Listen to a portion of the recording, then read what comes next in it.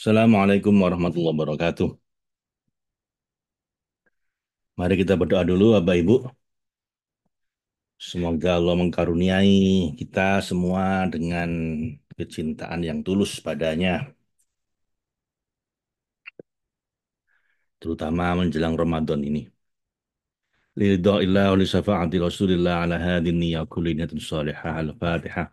A'udzu billahi minasyaitonir rajim. Bismillahirrahmanirrahim. Alhamdulillahi rabbil alamin arrahmanir rahim maliki yaumiddin. Iyyaka na'budu wa iyyaka nasta'in ihdinas siratal mustaqim siratal ladzina an'amta 'alaihim ghairil maghdubi 'alaihim waladdallin amin. Subhanaka la ilma lana illa ma 'allamtana innaka antal alimul hakim. Allahumma anfa'na bima 'allamtana wa 'allimna ma yanfa'una. Raditu billahi rabba wa bil islami dina wa bi Muhammadin nabiyya wa rasulah. Rabbi zidni ilma warzuqni fahma. Ilahi anta maksudi wa ridhaka matlubi a'tini mahabbatika wa ma'rifatika wa muqarrabika a'tini ridhaka wa raddina likulli ibadatina wa hajatina wa maksudina hajatad dunya wa hajatal akhirah a'tini ridhaka wa raddina likulli qada'ika khairihi wa syarrihi la hawla wa la quwwata illa billahil aliyyil azim. Bapak Ibu, ini webinarnya menggantikan yang kemarin ya. Jadi saya ulang lagi yang kemarin karena yang kemarin itu jelek apa sinyalnya. Jadi perjumpaan ke-10 tapi tanggalnya tanggal 27 ya. 27 Februari. Ya, saya tampilkan aja ini. Ya, Bapak Ibu, kita sampai di jalan yang ke-19 ya.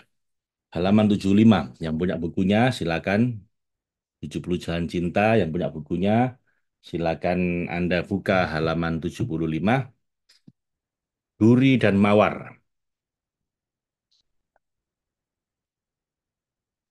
Jika ingin mengubah cara orang lain memperlakukan Anda, maka Anda harus mengubah cara memperlakukan diri sendiri terlebih dahulu. Jadi sebenarnya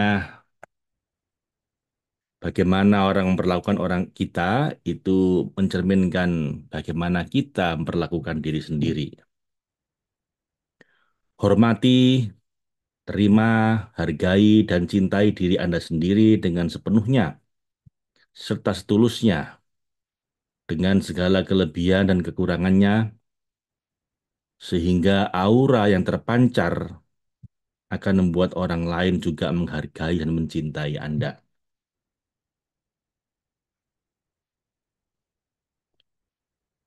Tapi kalau orang lain ternyata tetap saja masih membenci dan memusuhi Anda, maka sebaiknya kita bersyukur karena setiap duri yang dilemparkan mereka adalah tanda bahwa kita akan merekah seperti sekuntum mawar. Jadi, Bapak Ibu, jangan terlalu repot mikiri apa sikapnya orang lain pada kita. Karena itu nggak terlalu penting. Yang sangat penting adalah bagaimana kita menyikapi diri sendiri. Self-esteem, self-image, self-talk kita itu lebih penting dibanding apa omongan orang lain tentang kita ya. If you want to change the ways others treat you, you should first change the way you treat yourself. Jika Anda ingin mengubah cara orang lain memperlakukan Anda, maka pertama sekali Anda perlu mengubah cara diri Anda sendiri memperlakukan diri sendiri, fully and sincerely, secara utuh dan secara tulus menerima diri kita sendiri. There is no way you can be loved, no other way you can be loved. Jadi nggak ada cara lain untuk Anda dicintai selain memulai dengan Anda mencintai diri sendiri. Once you achieve that stage, however, be thankful for every thorn that others might throw at you. Dan begitu Anda bisa menghargai diri Anda sepenuhnya, menerima sepenuhnya, maka apapun sikap orang lain pada Anda, berterima kasihlah. Walaupun mereka melempar duri pada Anda, berterima kasihlah. It is a sign that you will soon be showered in roses. Itu sebuah tanda bahwa tidak lama lagi Anda akan di showered in roses. Itu Anda akan dimandikan dengan bunga mawar gitu ya. Mandi bunga ya. Anda akan bermandikan bunga mawar. Ya, Bapak Ibu. Di latihan ke-19 juga dikatakan, jangan meributkan sikap dan kelakuan orang lain pada Anda. Sibuklah memeriksa dan memperbaiki cara Anda melihat diri sendiri. Orang lain tidak akan bisa membuat Anda rugi apapun. Tapi self-image, bagaimana Anda melihat diri Anda, self-talk, bagaimana Anda ngomong ke diri Anda, self-esteem, bagaimana Anda menilai diri Anda, itulah yang akan mengaruhi kesuksesan kebahagiaan Anda. Atau sebaliknya, kegagalan dan kesedihan Anda. Jadi, nggak terlalu ngaruh Bapak Ibu pengaruh dari luar itu. Kalau Anda udah memiliki emotional freedom, secara emosi Anda terbebas dari berbagai macam masalah internal ya, maka tidak ada dari luar yang bisa menggoyang kedamaian hati Anda. Asal Anda dari dalam diri Anda sendiri benar-benar bisa memiliki self-image, self-talk, self-esteem yang positif. Self-image itu bagaimana Anda memandang diri Anda. Self-talk itu bagaimana Anda ngomong ke diri Anda. Self-esteem itu bagaimana Anda menilai diri Anda. Itu jauh lebih penting dibanding penilaian orang lain, pendapat orang lain, dan omongan orang lain pada Anda. Karena kalau Anda udah positif melihat diri Anda, Bapak Ibu, omongan orang lain senegatif apapun hanya akan menjadi masukan, input, bahan introspeksi, tapi tidak akan menyentuh harga diri Anda. Sementara kalau kita ini melihat diri tidak dengan tulus, tidak dengan sepenuhnya menerima, nanti omongan orang lain itu akan gampang menggoyang Anda. Kalau dipuji Anda jadi terbang, kalau dimaki Anda tumbang gitu ya. Bahasanya Mas Ahaye begitu ya. Dipuji tidak terbang, dimaki tidak tumbang. Dalam bahasa saya, Anda menjadi orang yang ikhlas, di mana kondisi hati Anda secara internal tidak terpengaruh dengan apa omongan orang lain dari luar. Dan itu ciri-ciri orang ikhlas, Bapak Ibu. Orang ikhlas itu kedamaian hatinya, penilaian dirinya tidak dipengaruhi oleh omongan orang lain, pandangan orang lain, penilaian orang lain. Semua terjadi secara internal. Dan itu hanya terkait Anda dan Allah saja. It always between you and God, it never between you and them anyway. Kata Mother Teresa. Jadi ya Bapak Ibu, kuncinya memang bagaimana Anda melihat diri Anda, bukan orang lain. Anda lihat tapi orang yang mudah tersinggung, yang baperan, yang sensi, biasanya karena dia melihat dirinya sendiri pun itu nggak begitu respect. Sehingga rasa aman dia, rasa harga diri dia ditentukan oleh luar, oleh kondisi luar, oleh omongan orang lain, penilaian orang lain, atau pandangan orang lain. Sehingga untuk itu dia butuh hal-hal eksternal untuk menunjukkan bahwa dia hebat. Butuh punya mobil bagus, ya kan? Pamer, ya kan? Itu ada influencer itu, wah punya mobil apa? Kenapa dia bilang mobil mewah lah, hypercar namanya. Begitu disalip sama sama apa? Fortuner dia bilang mobil kamu lebih murah dibanding pelek mobil gua gitu lah. Jadi ya begitu Bapak Ibu. Kalau Anda harga diri Anda itu ditentukan dari luar, akhirnya kelakuan orang lain, sikap orang lain, omongan orang lain begitu mudah mengganggu Anda.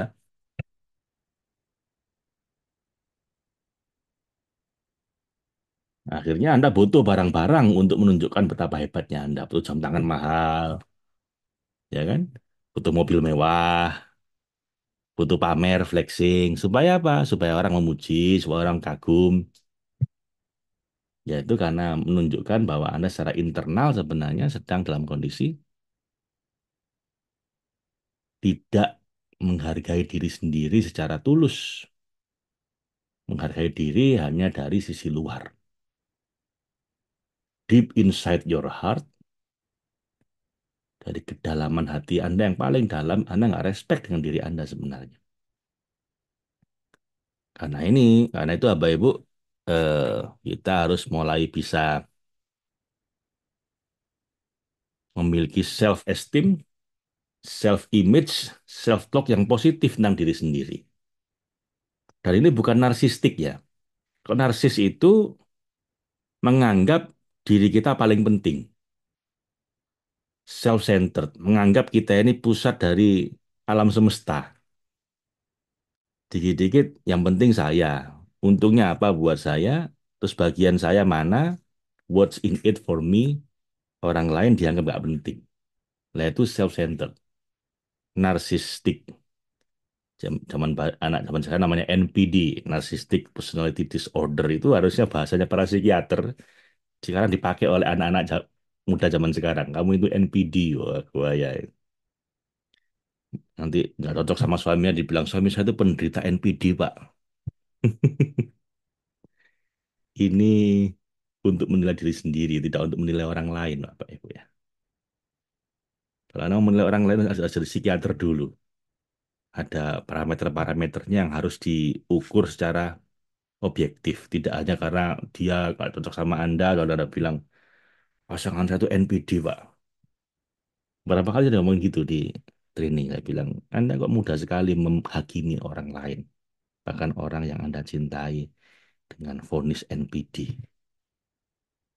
Itu hanya boleh ditegakkan diagnosanya oleh psikiater atau psikolog minimal, psikolog klinis. Sementara kalau untuk sehari-hari, itu untuk introspeksi, tidak untuk menghakimi pasangan Anda.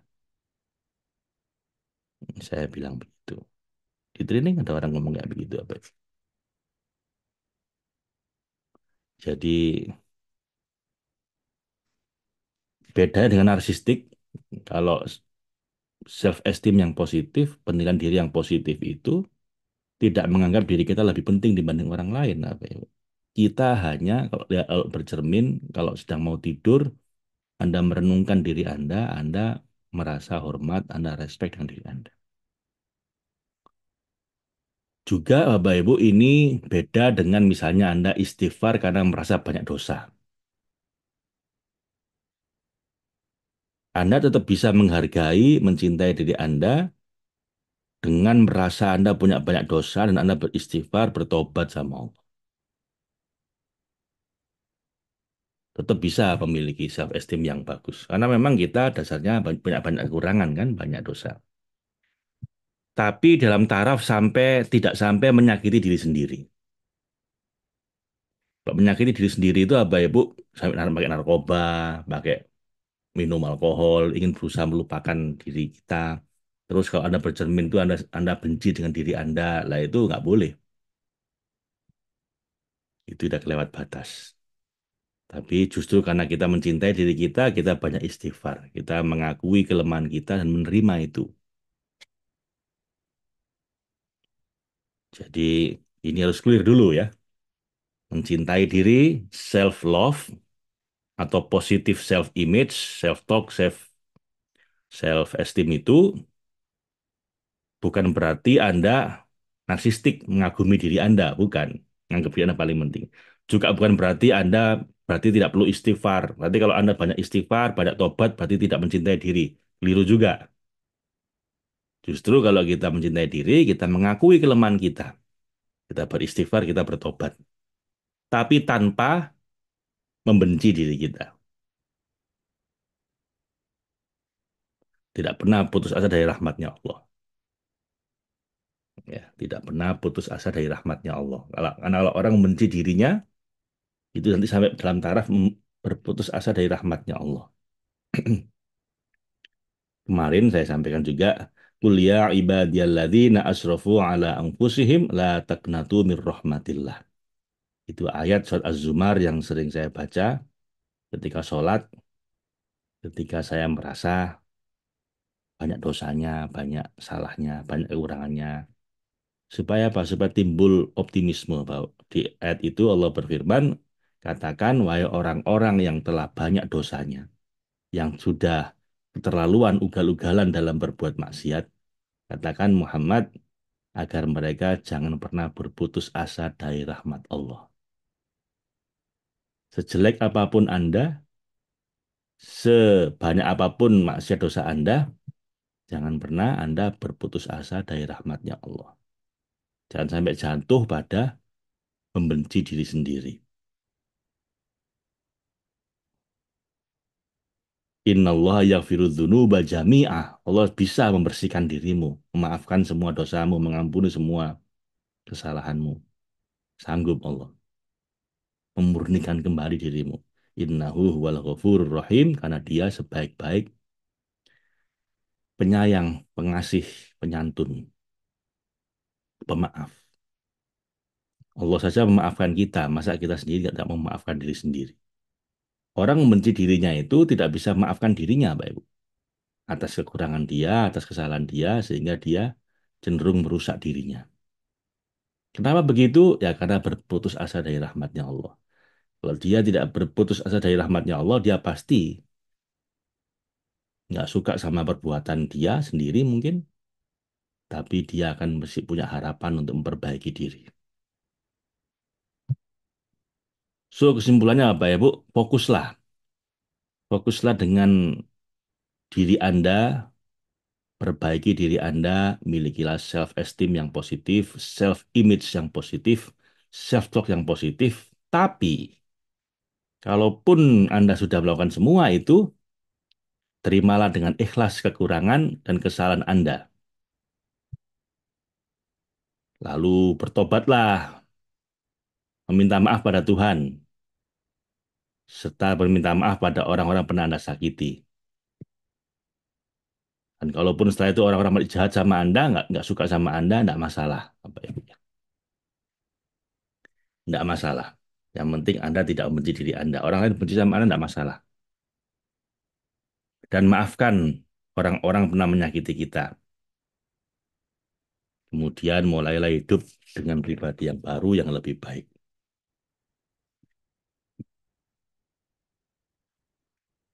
Itu latihan ke-19. Sekarang kita bahas tentang nomor 20, menyembelih ego ya. Saya baca dulu komentar Anda.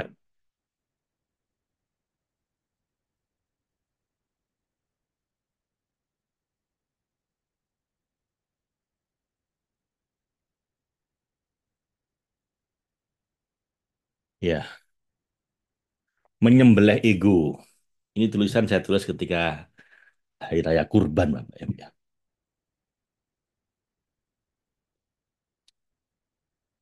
Banyak orang tuh siap kurban kambing bahkan sapi, tapi nggak siap kurban ego, tidak siap mengkurban ego. Itu kenapa kenapa sunnahnya kurban itu kita menyembelih sendiri, Bapak Ibu ya, supaya kita dapat sensasinya, supaya kita dapat apa ya pelajarannya, experience-nya. Bagaimana binatang yang berontak-berontak, kemudian kita sembelih, sampai keluar darahnya, lalu dia pasrah sampai keluar darahnya dan tersembelihlah dia. Itu sebuah cermin bahwa sebagai orang beriman kita harus mampu menyembelih ego kita. Kurban itu beda dengan sedekah normal. Sedekah normal ya ya sedekah. Tapi kurban itu kenapa kok nggak bisa diganti dengan sedekah biasa aja? Ada orang kadang-kadang suka mentahannya dibanding dagingnya, ya kan? Daripada ada beli sapi misalnya 20 juta, orang mungkin lebih suka mentahannya dibagi-bagi 100 ribuan dikalikan berapa? 200 orang. Tapi kenapa sunnahnya tetap menyembelih? Kenapa sunnahnya tetap menyembelih dan disembelih sendiri? Karena ini lebih dari sekedar bersedekah. Karena menghamba itu adalah life of sacrifice. Menghamba sama Allah, mencintai, itu harus berani menderita, Bapak Ibu. It's a life of sacrifice. Itu dicontohkan oleh Nabi Ibrahim, dicontohkan Siti Hajar, dicontohkan oleh Nabi Ismail. Dan semua Nabi yang lain. Dan semua para kekasih Allah seperti itu, Bapak Ibu. Jadi kurban ini bukan hanya sekedar bersedekah daging. Bukan. Esensinya lebih dari itu. Apa? Menyembelih ego kita. Menyembelih nafsu kita.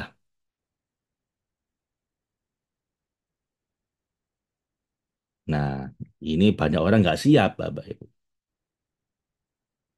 Makanya saya pernah bilang bahwa banyak orang bahkan ibadah umroh sama haji pun mental yang dia siapkan itu bukan mental sedang mengkurbankan diri seperti yang dicontohkan Nabi Ibrahim, Nabi Ismail, Siti Hajar. Tapi justru mental orang yang sedang dalam tanda kutip menuntut Allah untuk mengijabah keinginan nafsunya. Kan banyak ya gitu. Orang berangkat umroh dalam rangka dia punya ego, punya nafsu, punya keinginan, punya hajat, pengen jadi pejabat, pengen punya jodoh, pengen rezeki nambah, pengen usaha sukses. Lalu supaya Allah memperhatikan dia, dia pergi umroh supaya bisa berdoa di sana dengan doa yang lebih lebih diijabah gitu kan. Lah ini salah paham Bapak Ibu. Ya walaupun boleh itu boleh ya Bapak Ibu ya. Daripada Anda perginya ke Las Vegas kan mending pergi ke Mekah. Cuman ini salah paham. Ritual umroh sama haji itu ritual pengorbanan, bukan ritual untuk menagih janji Tuhan gitu. Bukan ritual untuk apa supaya doa kita dikabulkan. Nabi Ismail, Siti Hajar, Nabi Ibrahim itu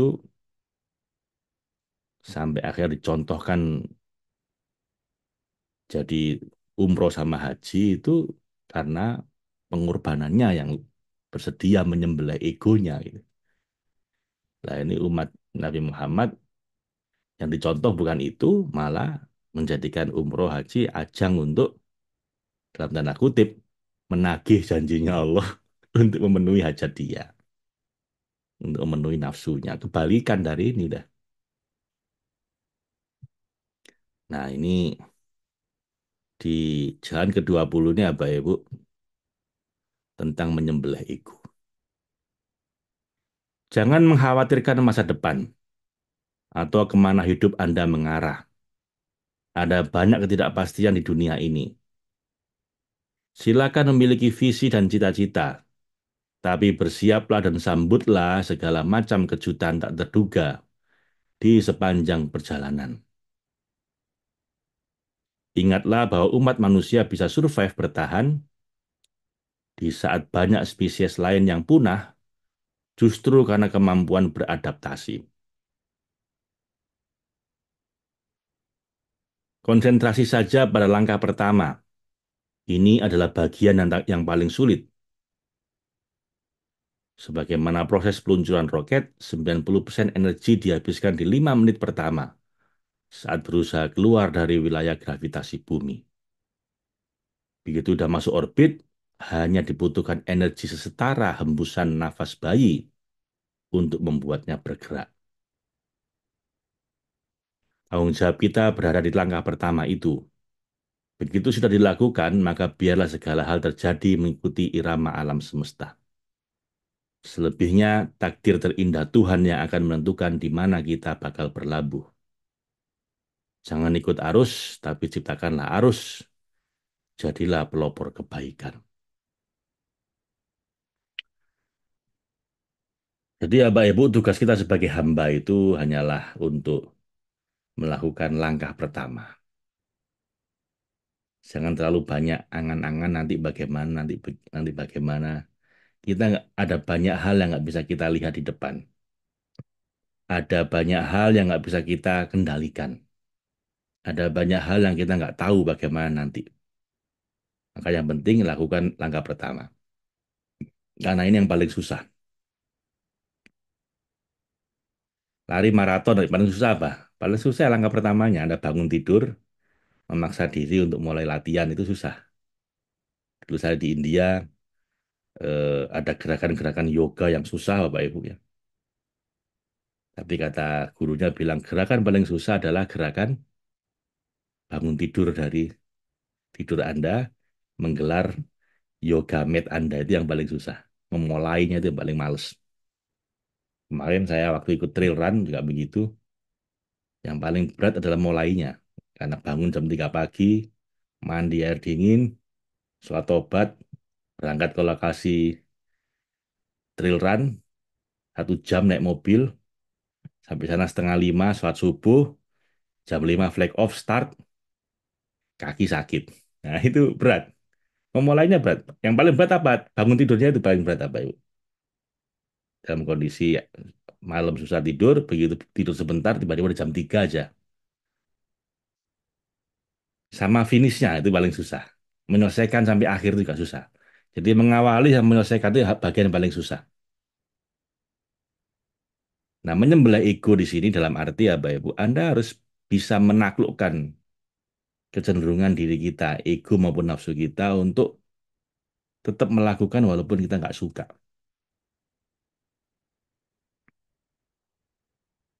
Jadi yang bikin kadang-kadang orang itu akhirnya nggak melakukan apa yang dia niatkan itu karena terlalu terlalu panjang pikirannya.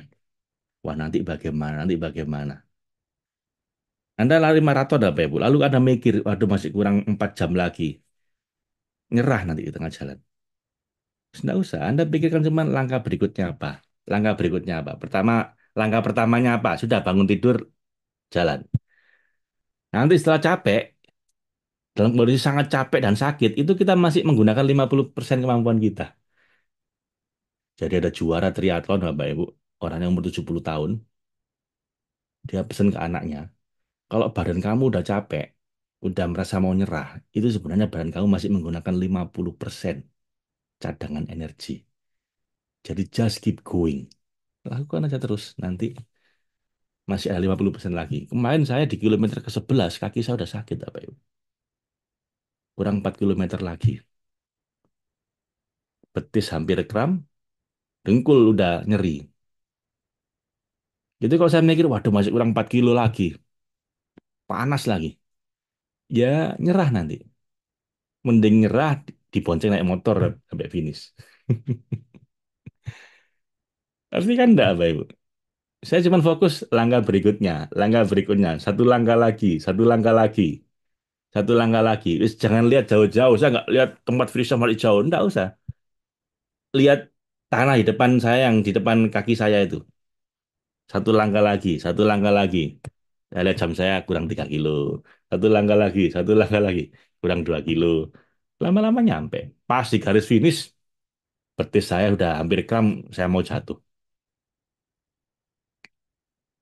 Jadi menyembelih ego. Banyak orang itu hidupnya susah gara-gara nggak mau menyembelih egonya.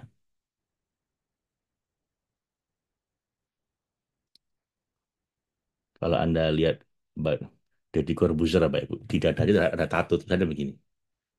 Choose your pain. Choose your pain. Itu saya tahu filosofinya, walaupun saya nggak suka sama tatonya, Pak Ibu.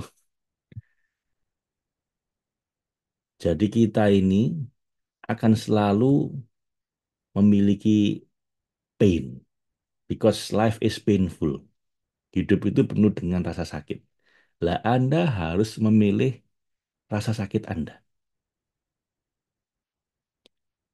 Choose your pain. Anda nggak bisa menghindari. Saya juga ngomong ini ke Zahra kemarin, ke anak saya. Anda bisa memilih sakit ketika olahraga, atau kalau Anda menghindari sakit olahraga, Anda dipaksa sakit fisik Anda nanti, opname di rumah sakit gara-gara nggak pernah olahraga. So choose your pain. Anda bisa memilih pain berupa mungkin diet, tapi kalau Anda nggak mau dengan pain diet, Anda harus menghadapi pain overweight. Painnya orang yang berat badan berlebih. Anda bisa memilih pain gara-gara harus belajar, berkorban untuk belajar, entah itu biaya, waktu, tenaga, pikiran. Atau kalau Anda nggak mau belajar, nggak mau berkorban untuk belajar, siap-siap Anda harus merasakan pain-nya orang bodoh. Pain-nya nggak punya ilmu. So choose your pain wisely. Anda bisa memilih untuk pain dengan cara disiplin. Disiplin itu pain apa itu? Tapi kalau nggak mau disiplin, ya nggak apa-apa. Nanti akan dipaksa untuk merasakan pain-nya orang yang menyesal. Kenapa dulu saya masa muda saya kok saya gunakan sembarangan. So choose your pain.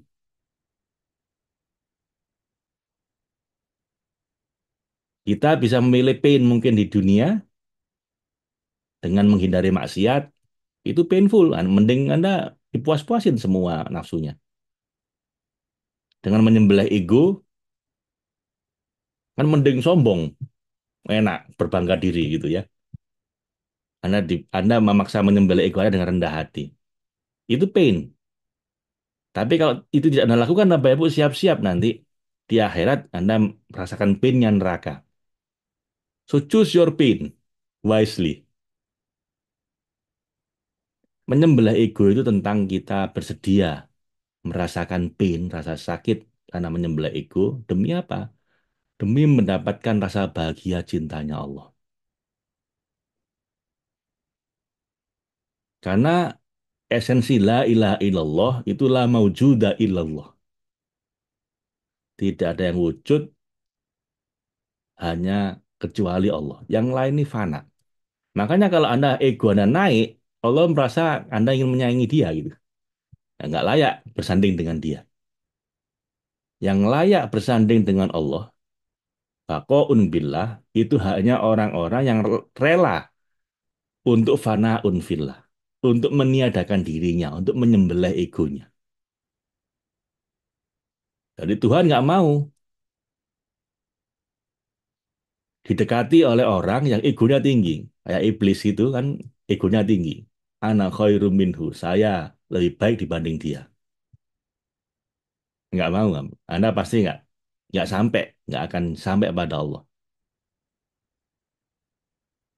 Jadi choose your pain, Bapak Ibu. Anda nggak bisa menghindari kedua-duanya. Ada dua macam kesakitan, ada dua macam pain dalam hidup kita. Pain of discipline or pain of regret. Anda harus pilih salah satu. Nggak bisa Anda tinggal dua-duanya. Anda memilih untuk pain gara-gara disiplin, atau kalau tidak, Anda akan dipaksa untuk pain of regret. Anda akan merasakan penderitaan gara-gara menyesal. So choose your pain wisely. Sampai ditato di dadanya apa? Deddy Corbuzier ada choose your pain gitu. Terakhir saya lihat apa dia jam 4 pagi olahraga. Saya bilang alasan kenapa kita ini nggak sukses adalah karena terlalu banyak alasan. Dia bilang. Saya kalau lagi harus ada kegiatan jam 6 pagi ya tadi ya saya olahraga jam 4 sebelum subuh, jam 3 udah bangun. Nah itu memang bedanya orang sukses sama tidak itu. Orang sukses itu nggak banyak alasan, sementara orang yang hidupnya serba ruwet, kebanyakan alasan. Sesibuk itu ya dia sempatkan dia olahraga. Sahabat Ibu, choose your pain wisely. Menyembelih ego itu artinya Anda dengan sengaja memilih pain Anda adalah dengan menyembelih ego. Supaya apa? supaya mendapat cintanya Allah. Afraid not where the road will take you. Jangan takut kemana jalan ini akan mengantarkan Anda. Akan mengantar Anda kemana. Instead, concentrate on the first step. Sebaliknya, cukup konsentrasilah pada langkah pertama. That is the hardest part. Itulah langkah yang paling berat, bagian yang paling susah. And that is what you are responsible for. Dan itu adalah tanggung jawab Anda. Once you take that step, let everything do what it naturally does. Begitu Anda sudah melakukan langkah pertama Anda, biarkan secara natural, secara natural akan terjadi apa yang akan terjadi, and the rest will follow. Dan sisanya akan mengikuti itu. Don't go with the flow, be the flow. Jangan ikut arus, jadilah arus. Hanya ikan mati yang berenang mengikuti arus. Ikan hidup berenang melawan arus. Latihan ke-20. Korbankanlah ego kita. Kita sembelih nafsu hewani yang menghambat kita menuju cahaya cinta ilahi. Lalu, persembahkan diri kita untuk menjadi rahmatan lil alamin. Menjadi rahmat bagi alam semesta. Memang tidak mudah mengkurbankan ego dan nafsu kita. Sebagaimana binatang kurban, ia pasti akan berontak dulu, tapi pada akhirnya dia ikhlas pasrah menyerahkan diri demi kepatuhan pada Allah Subhanahu wa taala. Apakah kita rela ikhlas dan pasrah untuk menyerahkan ego dan nafsu kebinatangan kita untuk disembelih? Cukup lakukan langkah pertama saja, serahkan diri Anda pada Allah, selebihnya biarlah Sang Maha Cinta yang membimbing kaki kita.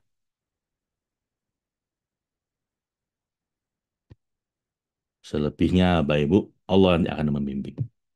Sebenarnya, Bapak Ibu, yang Allah minta sama kita itu cuma taslim, Islam. Apa? Berpasrah diri. Seperti Nabi Ismail itu menyerahkan lehernya untuk disembelih. Setelah itu nggak usah mikir nanti bagaimana. Nanti Allah akan membimbing kita.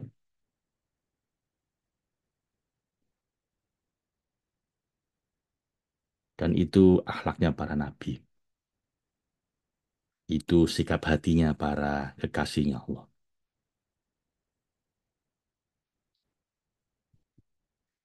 Saya itu, Bapak Ibu, kemarin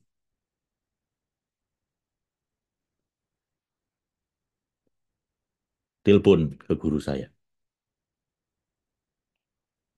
Dan saya curhat. Saya bilang, saya agak khawatir dengan DLI, Divine Love Initiation, tahun ini, Ramadan ini. Kenapa? Karena 2 tahun yang lalu ketika itu saya mulai dengan tidak sengaja gitu ya, dengan keluguan saya mulai itu,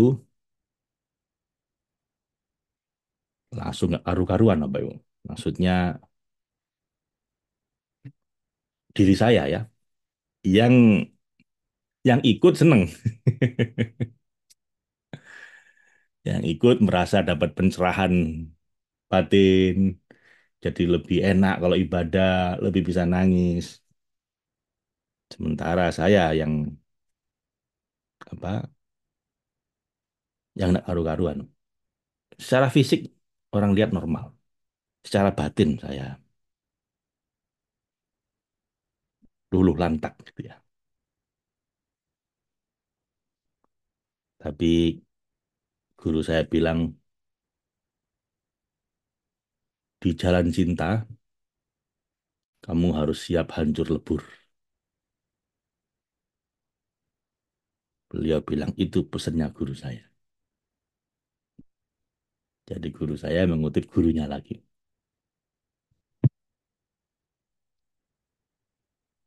Dalam bahasa orang zaman sekarang itu, love is life of sacrifice. Mencintai itu harus siap berkorban. Kalau kamu pengen enak terus, ya jangan ikut jalan cinta. Beliau pesan, jangan dibatasi. Jangan dibatasi jumlahnya, wis biarkan. Jangan lari dari takdir, kata beliau. Yang mau ikut biar ikut, nanti kamu bagaimana, kita serahkan sama Allah.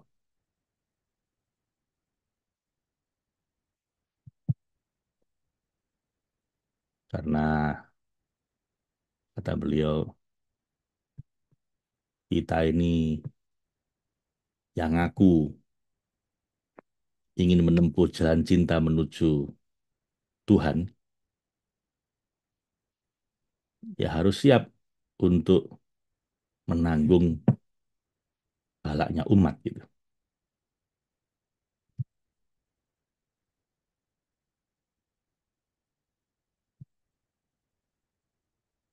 Jadi ya Bapak Ibu, ya sudah, yang awalnya mau saya batasi peserta DLI itu, nggak boleh sama guru saya diminta ngelos. Mau dikit, mau banyak kamu terima semuanya. Mau kamu temani semua orang yang ingin menempuh jalan cinta menuju Allah. Dan kalau perlu, kamu jadi tumbalnya.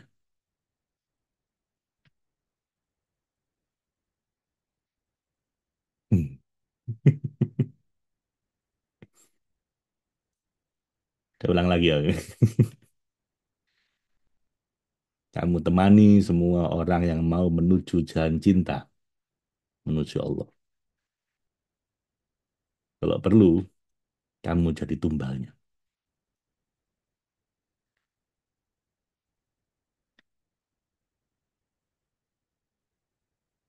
Ya, habis begitu, Bapak Ibu. Jadi begitu, harus berani ya, Bapak Ibu. Harus berani untuk berkorban. Nabi Ibrahim begitu, Nabi Ismail begitu, Siti Hajar begitu, Nabi Muhammad begitu. Ketika sakaratul maut sangat kesakitan, beliau tanya ke malaikat, malaikat apakah nanti umatku juga akan sesakit ini? Oh, lebih sakit lagi Nabi. Mereka kan orang biasa, Anda Nabi. Saya pelan-pelan nyabut nyawanya. Apa jawab Nabi? Kalau gitu, sakitnya semua umatku kasihkan semua ke aku.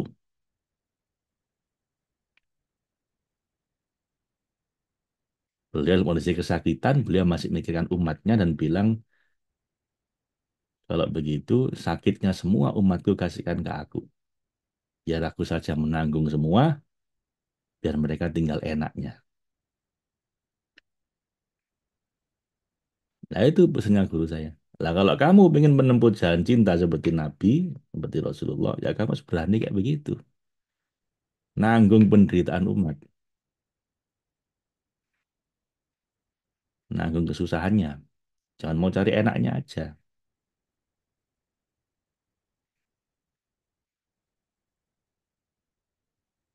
Dua, Bapak Ibu ya.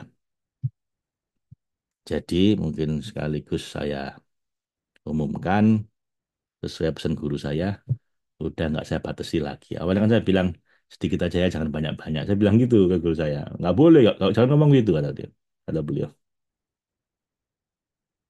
Anda ikut ini yang lain saja, tapi DLI jangan. Saya bilang gitu. Jangan banyak-banyak. Nggak boleh sama guru saya, nggak boleh dibatasi. Yes, biarkan. Yang mau datang sih biar datang. Yang nggak ingin ya nggak usah diminta datang. Biarkan secara alami. Biarkan orang yang mau menempuh jalan cinta menuju Allah ini jangan dihalangi, jangan dibatasi. Mau sedikit, mau banyak, kamu terima semua, kamu rangkul semua. Kalau perlu kamu yang menjadi tumbalnya. Ya, begitu Bapak Ibu. Jadi kalau Anda teman ke DLI, silahkan. Karena nggak ikut, ya silahkan. Saya nggak akan membatasi lagi, karena nggak boleh sama guru saya.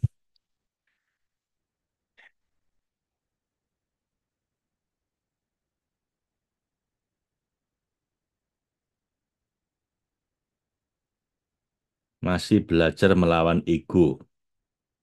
Oh, ini Mbak Lia. Oh ya, bukan dilawan Mbak, tapi ditundukkan. Ya, apapun bahasanya, intinya kita harus mau melawan, mau menundukkan, mau menyembelih ego. Ya, intinya kita harus apa, menaklukkan diri sendiri ya.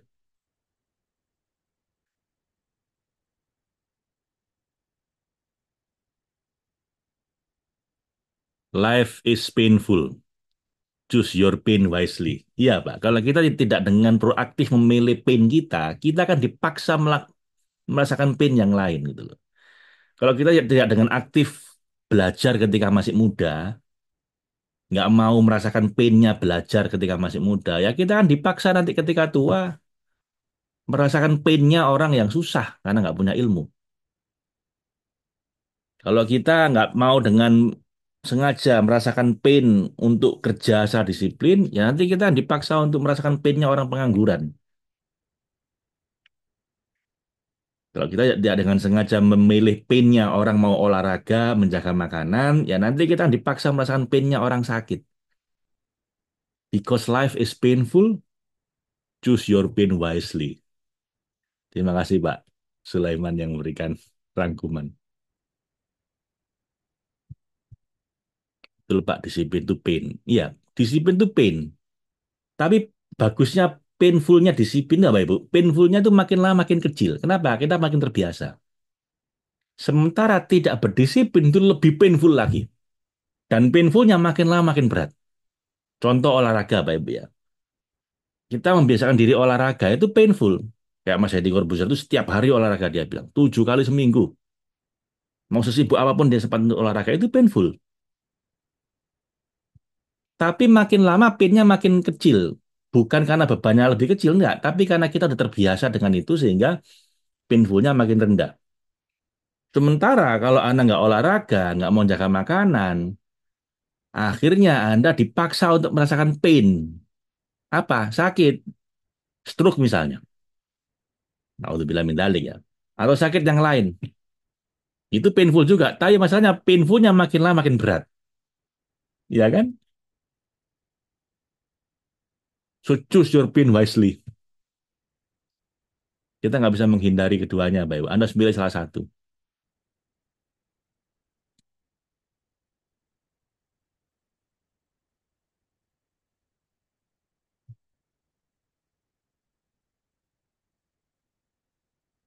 Ini, teman saya cerita kalau beliau merasa tidak mampu menjalankan amanat tugas padahal beliau dipilih dan diambil juga pilihannya.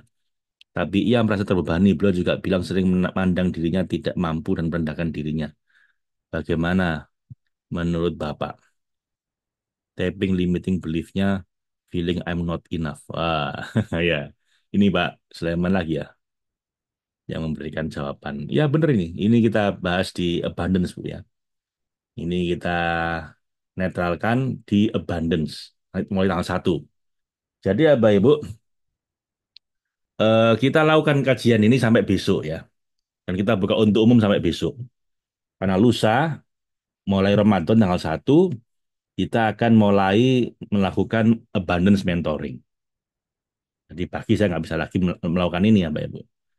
Terus bagaimana Pak kelanjutannya ini, apa pembahasan Boda buku ini, kita lanjutkan khusus bagi yang ikut di Event Love Initiation. Jadi kita buka untuk umum sampai besok. Setelah itu hanya untuk peserta di Event Love Initiation eksklusif. Jadi masih ada kira-kira hampir 50-an pembahasan lagi yang itu hanya untuk peserta di Event Love Initiation dan kita lakukan di 10 hari terakhir bulan Ramadan. Kalau nggak selesai, lanjut setelah Ramadan, setelah Lebaran. Begitu ya, Bapak Ibu. Jadi Anda masih bisa ikut untuk umum sekarang sama besok karena lusa itu sudah tanggal 1 ya. Tanggal 1 kemungkinan udah Ramadan dan itu sudah kita mulai abundance. Abundance sesi pertama sama sesi selanjutnya nanti sampai akhir Ramadan. Lah ini kita lanjut khusus bagi yang ikut di One Love Initiation. Sampai hatam nanti, sampai 70. Nanti lanjut lagi di 10 hari terakhir bulan Ramadan malam setelah taraweh. Menghidupkan malam Ramadan kita intensifkan cinta kita ini sama Allah sampai diakhiri nanti dengan Divine Love Initiation. Belum selesai, kita selesaikan sampai Lebaran.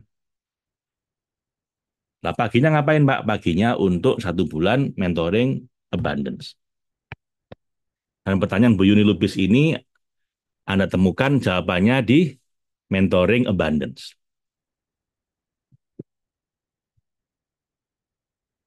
Sebentar, Bapak Ibu, saya tutup dulu pintunya ya.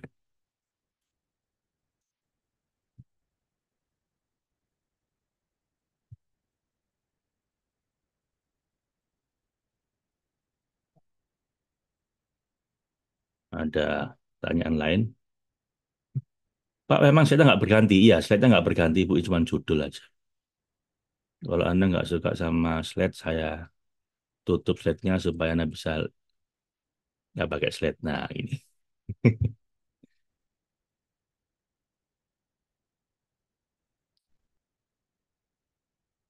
Langkah pertama dimaksud di Jalan 20 apa, Pak Faiz? Ini dibantu lagi, Pak Sulaiman. Langkah pertama itu maksudnya saat kita memulai sesuatu. Terima kasih, Pak Sulaiman telah menjadi asisten saya. Ikut menjawab-jawab. Pak Sulaiman ini alumni yang ikut hampir semua program kita, Pak. Jadi mungkin udah hafal dengan apa namanya? Dengan jalan berpikir saya gitu ya. Beliau ikut ikut apa namanya? eh, Total Solution, ikut Abundance. Saya kira juga pernah ikut Divine Love Initiation ya, Pak ya, di tahun yang lalu. Terus ikut yang Certified Holistic Happiness Practitioner yang 15 kali pertemuan itu sertifikasi.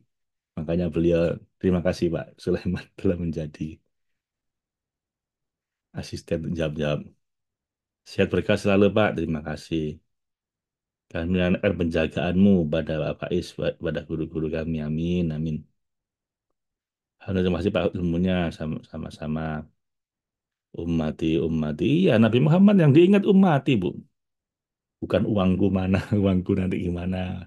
Tidak, Nabi Muhammad yang dipikir umatnya. Lah masa kita mau niru Nabi Muhammad yang dipikir diri sendiri terus? Enggak pantas Bapak Ibu ya. Katanya pengen bertangga dengan Nabi nanti di surga. Tapi kelakuannya jauh lah, gimana? Suka niru Nabi yang gampang-gampang. Yang susah nggak mau.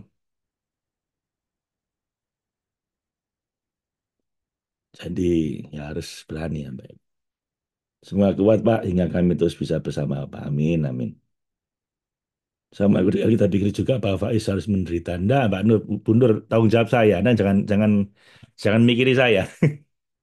Saya udah di backup sama guru saya, jadi ya enggak apa-apa. Saya pun dulu juga begitu kan sama guru saya. Saya punya stres yang nggak hilang-hilang, Mbak. Ibu. Horrible stres. Saya itu bipolar dan udah semua saya lakukan.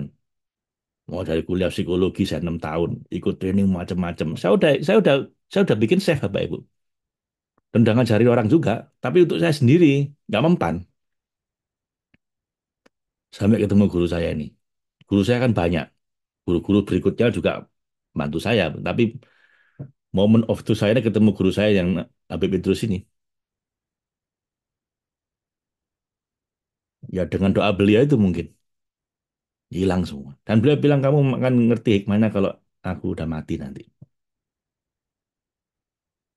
Beliau bilang begitu. Ya itu malam ketika saya riado dengan beliau didoakan begitu. Ya Allah, Zat, kalau dia ada balak-balaknya, ada dosa-dosanya, kasihkan saya semua gitu. Saya merinding dengan doa itu, Bu. Bersihkan dia ya Allah. Biar dia bisa memberi manfaat untuk umat. Sementara dia tanggungan saya gitu. Dosa-dosanya kasihkan saya semua. Balak-balaknya kasihkan saya semua. Walaupun apa ya Bu, secara syariat kita semua menanggung dosa masing-masing ya. Itu secara syariat begitu. Itu benar apa Ibu? Kita menghadap sama Allah menanggung dosa masing-masing. Cuma Nabi itu diberi hak syafaat. Nah, guru saya itu bilang begitu. Yes, kamu jangan mikir dirimu sendiri. Yes, itu kamu layani umatnya Rasulullah. Kamu tak tanggung. Kata beliau begitu. Lah begitu saya melakukan DLI, giliran saya sekarang. Dapat giliran ya. Ketawa. Aduh, ya gitu apa. Harus dapat giliran saya akhirnya. Dulu saya menikmati fasilitas, sekarang giliran saya yang harus menjalani. Secara fisik nggak ada apa-apa, Bu. Saya nggak apa-apa. Ya, oh enggak sih. Ya ada apa-apa sih.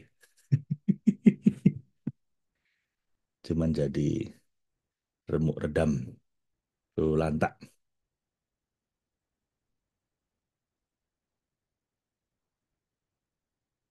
Bumi seal zalfa. Ya Allah, saya ini pendosa. Gimana dengan apa harus menanggung, Pak? Ini gini nggak, Pak, Ibu ya? Bukan berarti kemudian saya tanggung, kemudian Anda jadi... Saya susah ngomongnya ya. Gimana ya, Pak Ibu? Ya, secara syariat, Pak Ibu, kita semua nanggung dosa kita masing-masing, ya.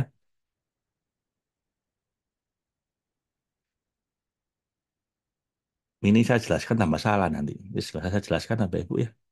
Repot jelasannya, karena ini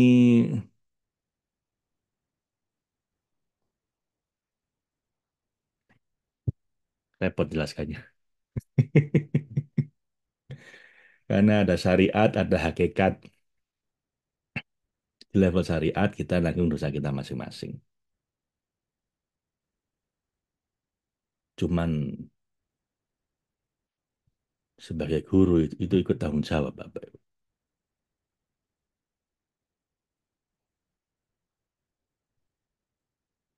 Tidak hanya Pak Faiz, setiap orang yang hendak menempuh jalan cinta Allah harus rela jadi balaknya.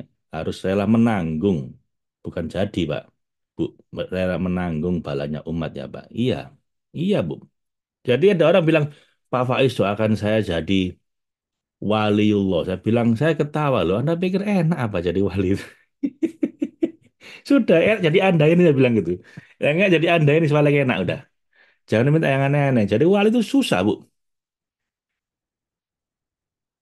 Ada wali kerjaannya cuma di pasar, di tempat-tempat maksiat, untuk mendoakan orang-orang ini supaya nggak kena bala, nggak kena azab sama Allah. Jadi dia nyamar.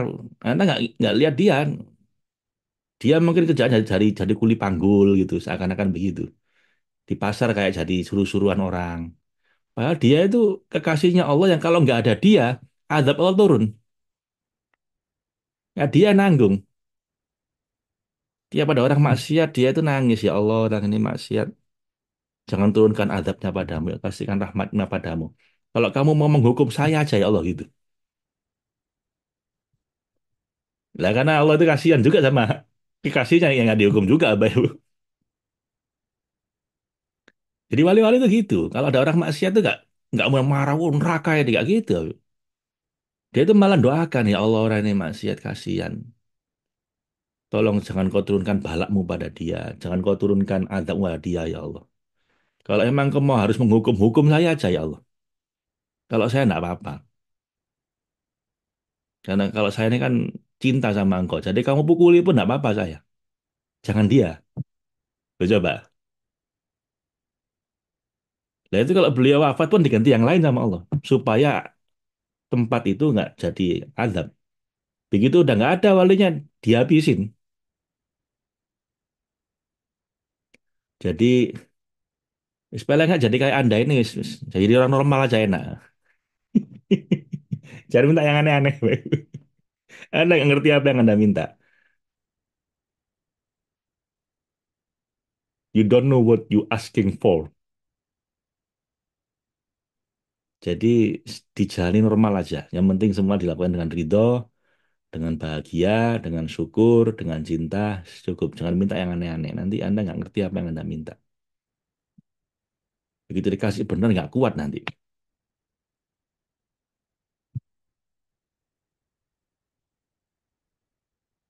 Ya, ya segitu aja, baik.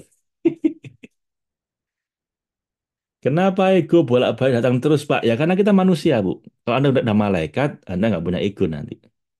Itu sebabnya kenapa manusia yang bisa menyembelih egonya lebih mulia dibanding malaikat.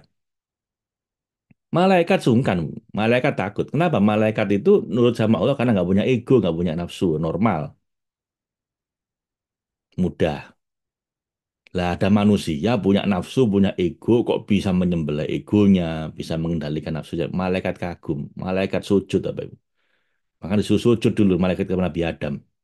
Sujud hormat ya, bukan sujud penghambaan, bukan. Sujud hormat.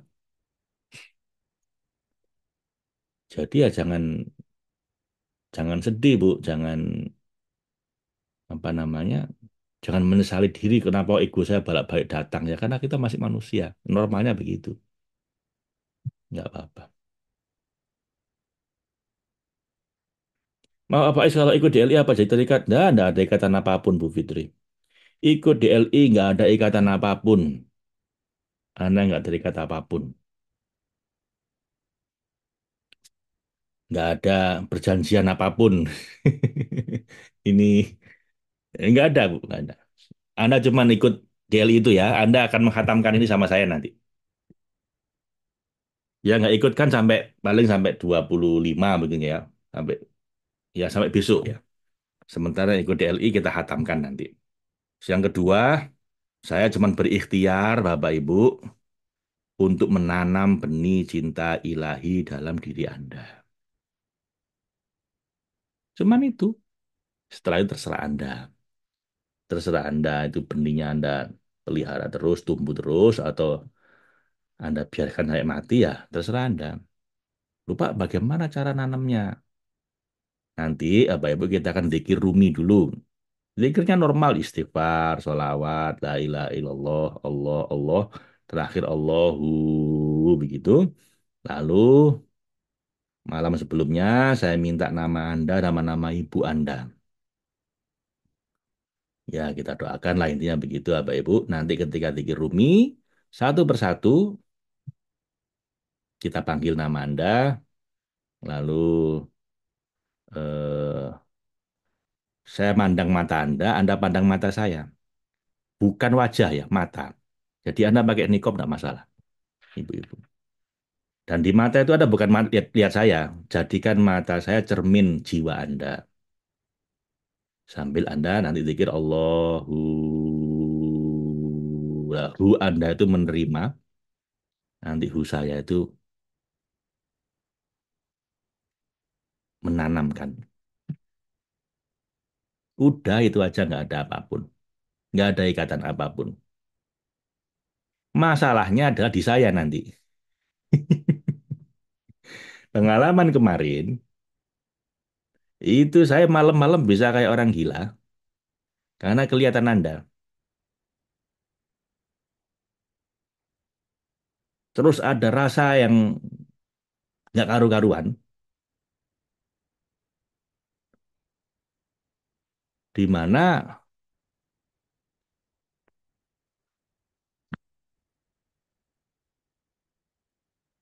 di mana tiba-tiba saya berdoa kayak guru saya itu. Di luar kendali saya. Karena ada rasa tega yang luar biasa, rasa apa kangen sama Allah yang luar biasa. Akhirnya ya berdoa kayak gitu. Ya Allah kasihan orang-orang ini dengan segala macam penderitaan hidupnya, kesusahannya, dosanya mungkin. Maafkanlah mereka, ya Allah, ampunkanlah mereka. Tapi kalaupun kau harus menghukum, saya aja yang dihukum, jangan mereka, ya Allah. Maafkanlah mereka. Kalau saya enggak apa-apa. Kalau saya kau masukkan neraka maupun enggak apa-apa. Kenapa? Yang pantas saya banyak dosanya. Asal engkau ridho saya enggak apa-apa. Cuman itu Bu, jadi nggak ada yang aneh-aneh, nggak ada yang supernatural, kemudian nggak ada. Cuman gitu doang. Wis itu. DLI itu DLI, Divine Life Initiation begitu. Cuman untuk membuat itu efektif buat Anda, saya minta Anda menghatamkan ini dulu supaya tanahnya siap, supaya benih yang mau ditanam ini bisa tumbuh. Karena nggak gitu, benih sebagus apapun di tanah yang sedang tandus, kering, mati Bu benihnya. Nah, makanya kita bahas ini dulu. Di di 11 kali pertemuan kita buka untuk umum, supaya dapat manfaat semua. Tapi kalau udah masuk nanti hari-hari berikutnya masuk Ramadan, hanya untuk yang ikut DLI. Karena persiapan, nyiapkan tanahnya.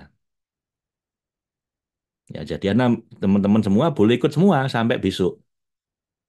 Tapi begitu masuk Ramadan, ini kita liburkan dulu karena kita ada abundance setiap pagi. Ini kita ganti 10 malam terakhir bulan Ramadan. Menyiapkan lahannya ini kita ganti 10 malam bulan Ramadan sama nanti giliran satu persatu saya panggil. Anda sholat tobat dulu, Anda mandi tobat dulu malam Ramadan itu. Nanti dikasih gilirannya sama Mas Dani, dikasih daftarnya. Ibu giliran hari ini, Bapak giliran hari ini gitu ya. Dan yang dapat giliran saya panggil satu persatu. Saya minta nama Anda, nama ibu Anda. Saya sambungkan nanti sama guru-guru saya. Kemudian sudah, saya cuma mendoakan aja, Bu. Nggak ada yang lain, nggak ada yang aneh-aneh. Saya cuma mendoakan, ya Allah, ibu ini, binti ibu ini, semoga kau rahmati, kau ampuni, kau berkahi. Lalu pada hari hanya itu kita dzikir rumi, kira-kira setengah jam kalau nggak salah ya. Istighfar, la ilaha illallah, salawat, kemudian Allahu. Nah, ketika Anda bilang hu itu, Anda lihat mata saya lihat mata Anda, kemudian Anda terima apapun yang mau kita tanam. Nah, kemudian kita Allahu itu punya saya berusaha untuk menanamkan itu pada Anda. Setelah itu selesai. Selesai di Anda, nggak selesai di saya. Nggak ada ikatan apapun. Setelah itu Anda pergi, Anda nggak ketemu saya lagi, nggak masalah. Nggak ada apapun. Nah, cuman saya, kalau Anda ingin menanam benih itu terus tumbuh, zikir ruminya teruskan. Versi pendek aja, paling 10 menit, 5 menit. Teruskan, tumbuh itu. Apa? Benih itu Anda tumbuhkan terus. Lalu kita hatamkan ini sampai selesai. Supaya tanahnya tetap bagus. Selesai, udah nggak ada ikatan apapun, nggak ada perjanjian apapun, nggak ada apa ini. Nggak ada apapun. Nanti macam-macam sensasinya. Ada yang mungkin jadi sangat bagus, tumbuh benihnya, ada yang mati. Itu terserah Anda. Yang bagus apa, Pak? Yang bagus ya mudah-mudahan Anda semakin lama semakin cinta sama Allah, semakin tulus dalam penghambaan, ibadah semoga semakin ikhlas. Biasanya udah begitu, rezeki makin lancar, hubungan suami istri makin baik, makin sehat, mudah-mudahan ya, mudah-mudahan. Semua Allah yang bisa melakukan saya nggak tahu apa. Saya ini cuma petugas. Saya ini petani, petugas yang nanem. Yang menumbuhkan siapa? Yang punya. Saya cuma petugas petani yang nanem, ditugasi nanem. Setelah itu tumbuh apa tidak terserah Anda sama terserah Allah yang menumbuhkan. Udah, itu aja. Sesimpel itu, sesederhana itu. Menghatamkan ini sama nanti malam-malam apa? Lailatul Qadar kita panggil satu-satu. Udah itu aja, Bu. Ya. Izin bertanya, Bapak, apakah menundukkan ego itu sama dengan menerima segala emosi yang ada pada diri, kemudian semuanya menyerahkan pada Allah untuk menjadi lebih? Iya, Bu Isna ini. Jadi letting in, letting go. Ya. Menundukkan ego itu adalah Anda merasa diri Anda bukan siapa-siapa, tidak bisa apa-apa, semua yang ada hanya Allah, karena Allah, untuk Allah, demi Allah, menuju Allah. Minallah, ilallah, billah, lillah, fillah, saya nggak ada. Diri saya nggak penting. Dunia ini nggak penting apalagi saya. Sehingga apapun terjadi dalam hidup Anda, Anda terima. Letting in. termasuk emosi-emosi itu. Ada orang nyakitin Anda, ada orang mengkhianati Anda, ada orang baik sama Anda, ada orang nggak baik sama Anda, ada orang Anda mungkin sedang jatuh cinta, Anda sedang patah hati. Itu semua Anda letting in, Anda izinkan datang dalam hidup Anda. Tapi juga nggak Anda gandolin, letting go. Anda lepaskan. Anda jadi kosong, Bapak Ibu. Jadi nol. Kalau Pak Hari Ginanjar bilang zero mind process, ZMP gitu, di SQ gitu. Gitu. Kalau dalam tradisi tasawuf namanya fana unfillah. Kita ini nggak ada. Kullu man 'alaiha fan wa yabqa wajhi rabbika dzul jalali wal ikram. Semua ini sirna semua, yang abadi hanya Allah. Surat Al-Waqiah. Kita tiadakan diri kita. Nah, kalau kita sudah meniadakan diri kita, nah itu inti tauhid. Yang ada hanya Allah. Justru ketika begitu, nanti Anda diizinkan untuk baqaun billah. Ruhnya bisa abadi bersama Allah nanti. Badannya balik ke tanah mati, tapi ruhnya abadi sama Allah. Dan sepanjang masih hidup, kalau Anda udah bisa fanaun billah, nanti apapun terjadi pada diri Anda, dalam hidup Anda, itu enak tok Bapak Ibu. Nggak ada nggak enak. Semuanya enak. Kenapa Anda udah menerima dengan ridho? Anda nganggap diri Anda nggak penting, diri Anda nggak ada. Itu nanti malah semua diberesin sama Allah. Semua jadi indah, jadi enak. Kenapa Anda udah ridho? Anda udah nganggap diri Anda nggak penting. Malah Anda dianggap paling penting sama penduduk langit.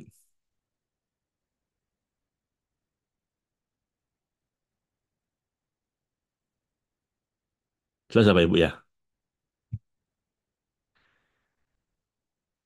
Cuman pembahasan saya ini ya Bapak Ibu ya. Susah diteorikan ya. Anda harus ngalami sendiri. Kajian saya ini ya cuman sekedar ngomong-ngomong gini, mudah-mudahan makin lama bikin Anda makin paham. Tapi pada akhirnya Bapak Ibu, ini harus dialami sendiri untuk bisa merasakan. Ya, DLI itu mudah-mudahan bantu Anda untuk ngalami sendiri. Nggak banyak teori lagi. Ada orang tanya, Pak, apa tandanya bahwa saya sedang jatuh cinta? Apa tandanya kira? Apa ciri-ciri saya sudah mencintai Allah? Saya bilang kemarin di pelatihan, saya bilang, ini pertanyaan aneh. Kalau Anda tanya begitu, berarti Anda belum jatuh cinta. Dan nggak perlu penjelasan. Kenapa? Saya jelaskan bagaimanapun tentang cinta, ya saya berteori, ini penjelasan saya tentang cinta, 70 jalan cinta. Ya ada gunanya sih ya, Ibu. Tapi pada akhirnya, kalau Anda belum mengalami, ya semua cuma teori. Saya bilang, you know it when you find it. Anda akan paham sendiri kalau Anda udah mengalami. Kalau Anda belum mengalami, penjelasan saya apapun nggak akan memuaskan Anda. Tapi kalau Anda udah mengalami, Anda nggak perlu penjelasan. Mana ada orang jatuh cinta tanya, saya jatuh cinta apa pun nggak ya ini? Nggak pakai tanya, Bu. Dia ngerti sendiri. Dan kalau belum jatuh cinta, mau dijelasin apapun, dia nggak akan bikin dia merasakan. Kalau belum merasakan, nggak ada gunanya juga dijelasin. Tapi tetap kita ikhtiar, apa Ibu? Kita ikhtiar untuk gimana sih jatuh cinta, menempuh jalan cinta menuju Tuhan bagaimana. Ini inti ikhtiarnya. Tapi pada akhirnya, Bapak Ibu, Anda harus ngalami sendiri. Nah, proses DLI itu adalah ikhtiar untuk membantu Anda semoga Anda mengalami sendiri. Nggak pakai teori. Tapi itu ya beyond my power. Di luar kekuatan saya. Pada akhirnya Anda mengalami benar apa tidak, tergantung Allah yang mau ngasih cinta pada Anda apa tidak. Saya cuman meneruskan tradisi guru saya untuk saya kasihkan pada Anda. Terserah setelah itu bagaimana saya nggak tahu. Hanya Anda sendiri sama Allah nanti.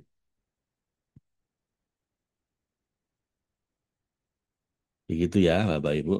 Jadi semoga pada akhirnya Anda bisa mengalami sendiri, nggak cuma berteori. Saya misalkan ini 23 tahun semakin lama semakin berat, Pak. Apa, Bu? Menjalani apa, Bu Khalifah? Kalau Anda merasa semakin lama semakin berat, ada yang salah mungkin. Jadi karena Bu Khalifah nggak jelas ini. Sudah menjalankan apa dan semakin berat apanya.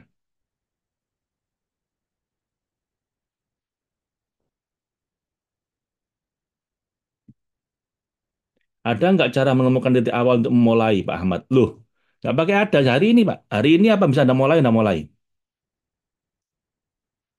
Jangan banyak cincong. Jangan banyak tanya, jangan banyak berteori. Anda bisa mulai apa? Mulai hari ini. Pak, saya mulai hari ini untuk apa misalnya ngaji satu lembar satu hari. Mulai. Ngalapin maraton, Pak, ya udah mulai sekarang lari lari 1 menit, jalan kaki 2 menit, diulang 10 kali. Anda mau mulai apa? Pak, saya mau mulai diet ya mulai sekarang itu ukuran makannya dikecilin, piringnya dikecilin 20% porsinya. Di situ dimulai, Pak. Apa yang susah? Pak, kenapa harus menemukan titik awal untuk mulai? Sekarang ini mulai. Jangan banyak berteori, jangan banyak repot, Bapak Ibu. Nanti kayak Bani Israel, sembelih sapi, tanya, sapi nggak gimana? Tuh kan, tambah repot. Nggak mulai-mulai. Sapinya itu nggak tua, nggak muda, yang pas. Tambah repot kan? Awalnya semua sapi boleh. Pakai tanya, saya sebelum mulai, saya tanya dulu, gimana titik mulainya, ada gimana? Nah, tambah repot. Habis itu, yang anu ya, yang nggak tahu tua, nggak tahu muda. Oh, udah tambah repot. Itu nggak segera dimulai, Bu. Tanya lagi, yang warnanya apa? Wah kan, tambah repot.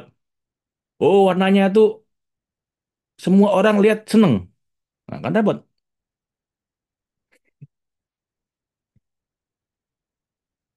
Lagi tanya lagi, tapi yang gimana?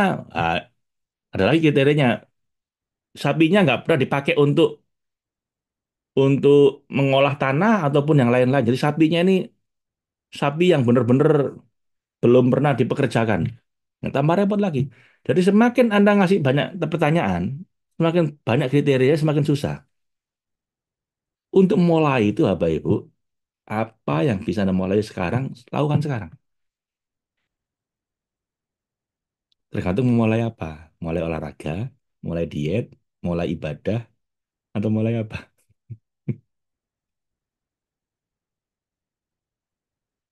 Yang diminta Allah adalah taslim, kadang lupa merasa kita bisa mengatur segalanya. Yes, judul agama kita Islam.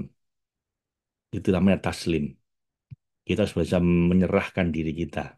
Kayak Nabi Ismail menyerahkan lehernya untuk disembelih. Kayak Nabi Ibrahim menyerahkan keluarganya untuk dititipi, ditinggal. Seperti Siti Hajar menyerahkan nasibnya pada Allah bersama bayi yang masih butuh banyak, ternyata ditinggal sama suaminya di tempat yang tandus. Itu taslim semua, Bu. Seperti Nabi Muhammad harus perang Badar cuman 300 orang lawan 3.000 orang. Pasrah semua. Seperti Nabi Musa harus ke laut walaupun nggak punya perahu, nggak punya senjata apapun, disuruh lari ke laut. Yes, berangkat, nggak pakai banyak tanya. Ya, Bapak. Nabi Ibrahim masuk dalam api.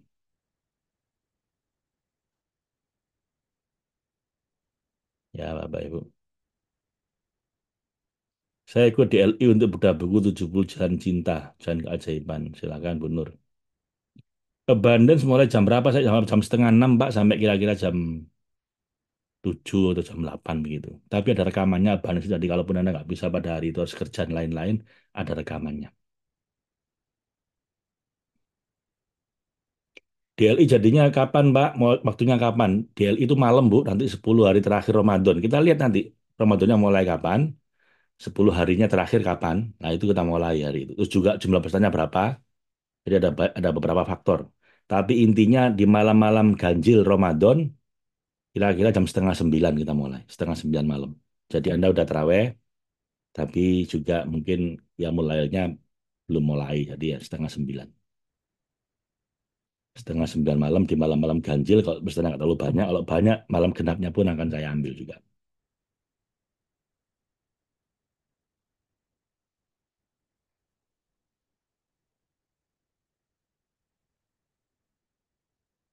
Ya, kalau ikut DLI aja bisa Kak, Pak? Bisa Bu. Bu Iya, Bu Iha Hayi boleh. DLI aja boleh. Anda abandon saja boleh, DLI aja boleh, semua juga boleh. Senyaman Anda.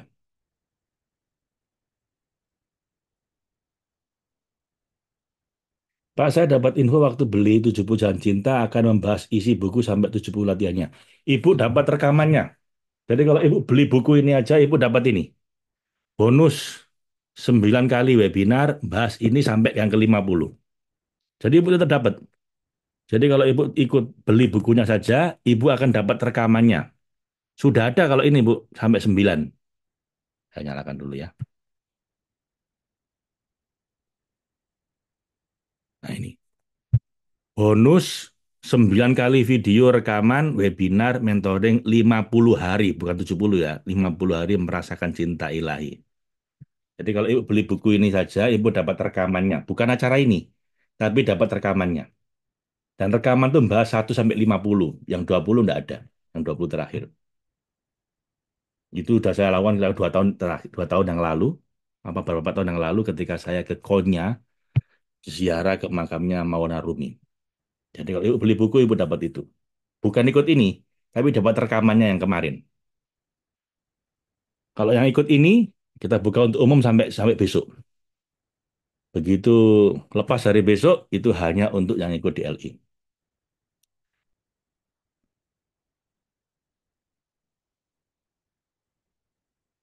Pak, kalau ada teman yang curhat penghasilan istrinya lebih besar dari suaminya, kemudian istrinya menuntut suaminya untuk kerja keras lagi agar penghasilannya bertambah. Walhasil pernikahan mereka berantakan. Kalau menurut Bapak, apa yang harus saya sampaikan ke istrinya?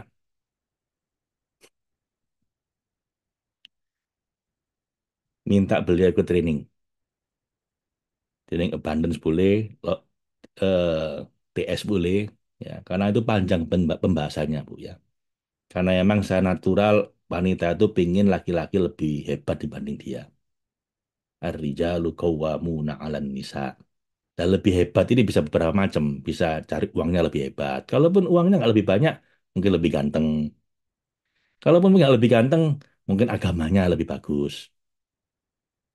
Secara natural, wanita pingin suami yang qawwamuna 'alan nisa, yang lebih hebat, lebih kuat dibanding istrinya.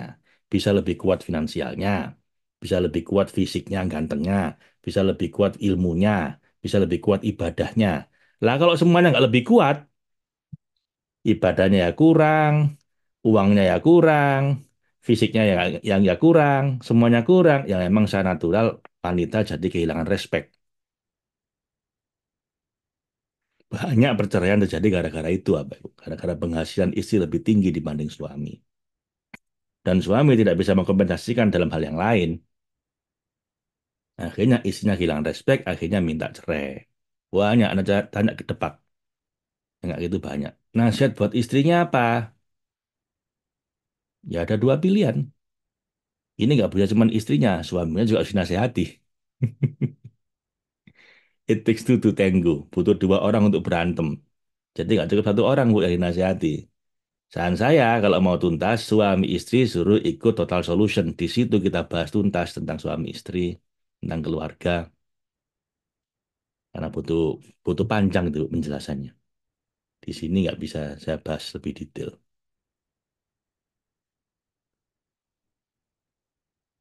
Alhamdulillah ikut masa pagi ini. Alhamdulillah. Bila cinta pada Rasulullah, cinta pada Pak Faiz. Oh enggak, Anda nggak perlu cinta sama saya, Pak. Ngapain? Cinta sama Allah sama Rasulnya saja. Saya ini anggap aja lewat ya. Teman Anda, petani, bagian nanam. Insya Allah jalan menuju Allah bagi para perindu semakin realistis terwujud. Amin. Apakah non Muslim bisa ikut? Ada beberapa teman-teman Muslim ikut DLI juga. Silahkan ya. Anda ukur sendiri, Bu. Karena saya ini nggak tahu bagaimana apa teologi Anda, keyakinan seperti apa. Kalau Anda ikut saya nyaman, ya lanjutkan.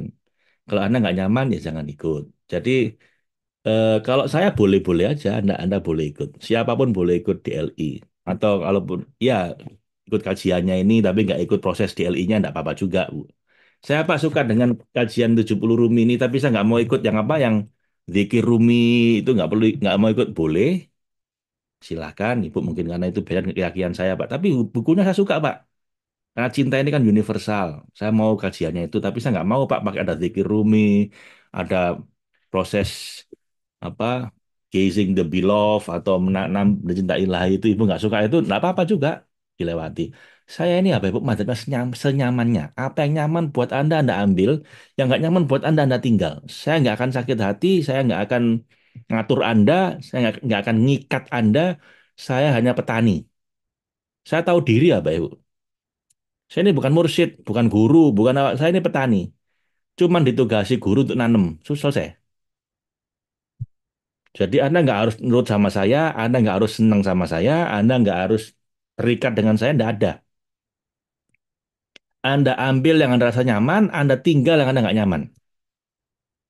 Anda habis ngambil dari saya, Anda maki-maki saya pun saya nggak apa-apa juga. Karena saya nggak ada urusan sama makhluk. Urusan saya sama Allah. Ya. Anda suka nggak suka sama saya, bebas. Dan saya pun nggak akan sakit hati sama Anda, nggak akan musuhi Anda, tetap didoakan semua. Jadi santai ya. Bu Maria, non-Muslim boleh ikut, boleh. Bisa ikut, bisa. Bisa ikut sebagian, nggak ikut sebagian, nggak apa-apa.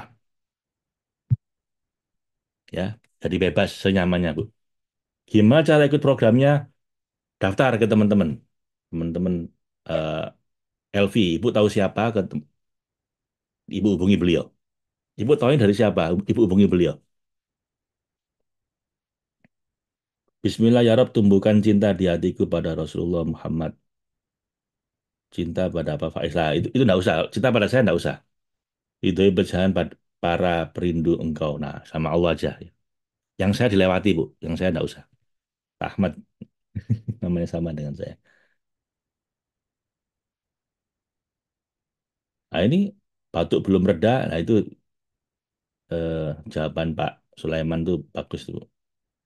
Untuk healing, Bapak Ibu ikutnya di Total Solution. Jadi gini ya, saya bikin jelas ya. Supaya Bapak Ibu ini nggak bertanya terus. Semua ada kamarnya, Bu ya. Untuk masalah healing, batuk-batuk, masalah rumah tangga, keluarga, masalah ingin bisa bantu orang lain dengan healing, masalah untuk sukses meraih yang kita inginkan, Anda ikut yang tanggal 15-16 Maret bulan Ramadan. Itu hampir semua sesi saya ngisi. Saya kayak gini mungkin cuma setahun sekali ya, Pak Ibu. Sisanya saya cuma ngisi dikit, yang lain senior trainer. Ini khusus Ramadan itu hampir semua sesi saya yang ngisi. Mungkin 2 atau 3 sesi yang ngisi trainer yang lain. Tapi saya ngisi paling banyak khusus Ramadan. Jadi kalau Anda mau ketemu sama saya yang paling banyak itu di bulan Ramadan. 15-16 Maret di Jakarta atau online. Ini yang perlu untuk healing, batuk-batuk itu untuk masalah keluarga, untuk bantu orang tadi, masalah rumah tangga dan lain-lain itu. Anda ke sana 15-16 Maret Ramadan, hampir semua saya ngisi di Jakarta atau online. Lalu, kalau Anda perlunya itu untuk finansial dan spiritual, dan sukanya itu bukan training 2 hari penuh, tapi tiap hari 2 jam, mentoring, Anda nanti tanggal 1 Maret. Sesi pertama untuk umum, Anda boleh masuk. Sesi pertama dibuka untuk umum nggak sekarang ini. Kapan? Tanggal 1 Maret. Jam setengah 5, setengah 6 nggak sekarang ini. Setengah 6 sampai selesai jam 7 mungkin. Jam 7 kadang-kadang setengah 8. Sekitar 2 jam. Ada rekamannya bagi yang ikut jadi peserta. Berapa kali, Pak? 25 kali pertemuan. 4 minggu, 25 kali pertemuan. Itu namanya financial spiritual abundance. Saya akan pandu Anda tiap hari ketemu sama saya kayak begini, mulai tanggal 1 sampai tanggal 28 atau 29 Maret. Untuk apa? Untuk urusan finansial dan spiritual. Abundance, keberlimpahan finansial spiritual. 2 tahun yang lalu kita adakan acara kayak gini, peserta 400, itu mereka dapat 30 miliar yang pagi itu, yang abundance. Di luar penghasilan biasanya, di luar rezeki yang biasa mereka terima. Ini hanya rezeki di luar itu dan diterima ketika Ramadan itu. 30 miliar. Jadi kalau Anda memang butuh uang, nah datanya ke situ. Abundance itu. Mulai tanggal 1 Maret. Tanggal 1 masih dibuka untuk umum. Nanti Anda boleh ngicip-ngicip. Jelas ya? Nah, khusus bagi Anda yang ingin menempuh jalan cinta menuju Tuhan, khusus bagi Anda yang merindukan menjadi kafilah rohani, menempuh jalan cinta ilahi, nah saya temani Anda nanti di 10 hari terakhir bulan Ramadan malam, malam hari. Kapan Pak? Ya nunggu nanti pengumuman pemerintah, Ramadannya kapan? Kira-kira tanggal 20 Maret. 20 Maret sampai 28 Maret atau 29 Maret itu nanti ketemu sama saya untuk meneruskan kajian ini di malam hari plus Divine Love Initiation. Jelas apa Ibu ya? Jadi Pak saya ikut yang mana? Kalau saya mau ngomong ideal, Anda ikut semua. Karena tiga ini saling menguatkan, saling melengkapi. Dan ini cuma terjadi setahun sekali. Kalau Anda kelewatan tahun ini, Anda nunggu tahun berikutnya, itu pun kalau saya masih hidup. Saya nggak tahu Bapak Ibu ya. Ayah saya wafat umur 48 di usia saya sekarang ini. Adik saya wafat di usia 34. Jadi ini kesempatan Anda untuk ikut itu. Nah, tiga ini nggak pernah terjadi kecuali di bulan Ramadan. Kalau Anda kelewatan yang sekarang, Anda mungkin nunggu setahun lagi kalau masih ada. Kalau udah nggak ada ya wassalam, Bapak Ibu. Jadi ini kesempatan Mas. Kalau Anda mau ikut, ya ikutlah tiga-tiganya. Karena yang satu urusan rumah tangga untuk healing, satu untuk finansial, spiritual, yang ini jalan cinta menuju Tuhan. Jadi lengkap, three in one miracle journey of Ramadan. Tapi Pak, saya cuma mau ikut salah satu, boleh. Nggak ikut semuanya pun juga boleh. Nggak akan saya musuhi, Anda tetap boleh ikut yang gratisan terus juga nggak masalah, Bapak Ibu. Nggak masalah ya. Kami hanya menawarkan bagi Anda yang mau all out di bulan Ramadan. Karena saya nggak mau juga Bapak Ibu Anda nggak all out. Ini tiga ini, yang satu tiap hari tapi cuma 2 jam, itu yang abundance finansial. Yang satu 2 hari penuh pagi sampai maghrib. Saya dampingi Anda, itu hampir semua saya ngisi, itu TS. Satu lagi untuk menempuh jalan cinta ilahi. Yang itu Anda enak, saya remek. Mudah-mudahan selamat. Tapi kata guru saya, insya Allah kamu udah mulai terbiasa. Insya Allah tahun ini enggak apa-apa kok, kata beliau itu. Nah, saya takut apa itu. Itu, waduh, hmm, luar biasa. Di luar saya enggak masalah, tapi di dalam remuk, redam, hancur, lebur, luluh, lantak. Nangis terus saya tiap hari, tiap malam. Udah nangis doa nggak karu-karuan saya. Khusus di LI itu ya. Ya, enak. Anda puas, saya lemas. Tapi kata guru saya enggak apa-apa. Saya nggak pakai dibatasi, kamu los saja.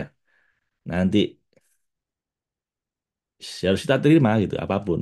Tapi insya Allah tahun ini kamu cukup kuat gitu, kata beliau gitu. Ya amin. Amin. Ya, mudah-mudahan lancar.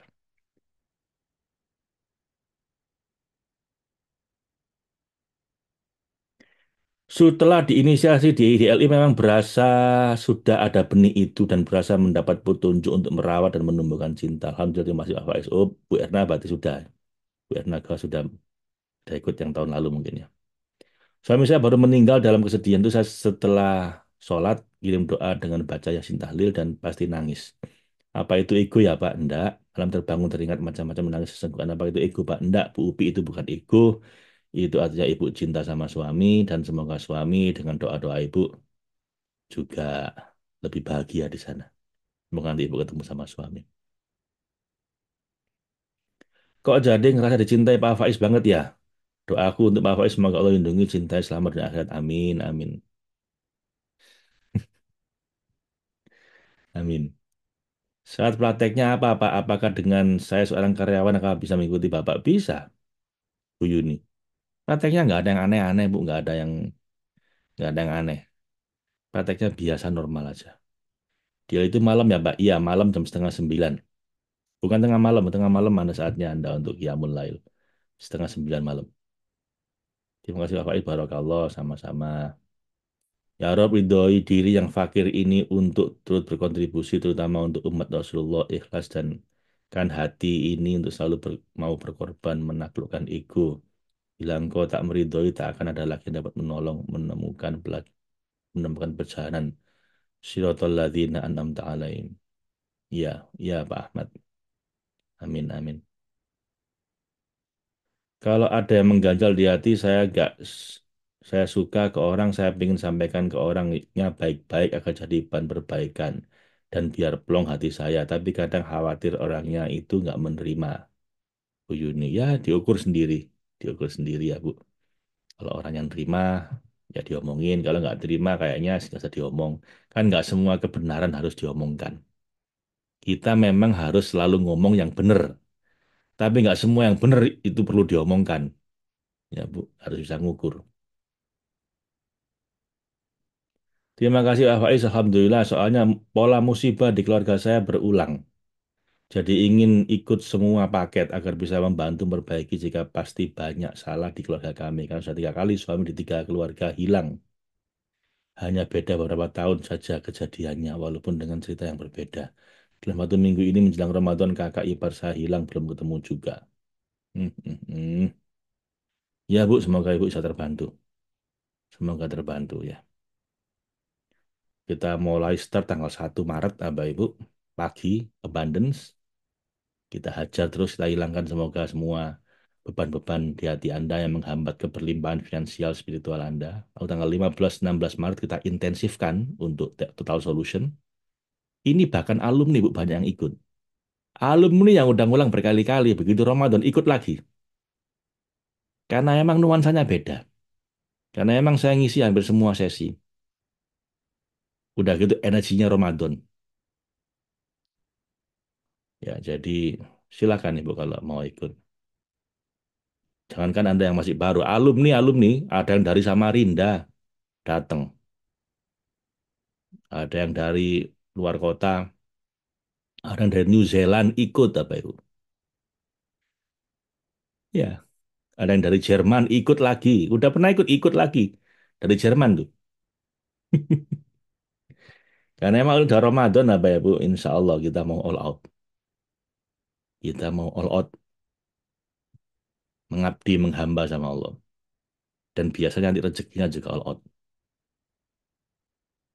Ya, kita start tanggal 1 Ramadan, 1 Maret dengan abundance. Tiap hari ketemu, kita bersihkan satu-satu. Tanggal 15-16 Maret kita full day, intensif, immersion. Nah, 10 hari terakhir baru, 10 hari terakhir kita lepaskan semuanya, kita menuju cintanya Allah. Mudah-mudahan ya. Kasmaran, gampang nangis. Ya, ya.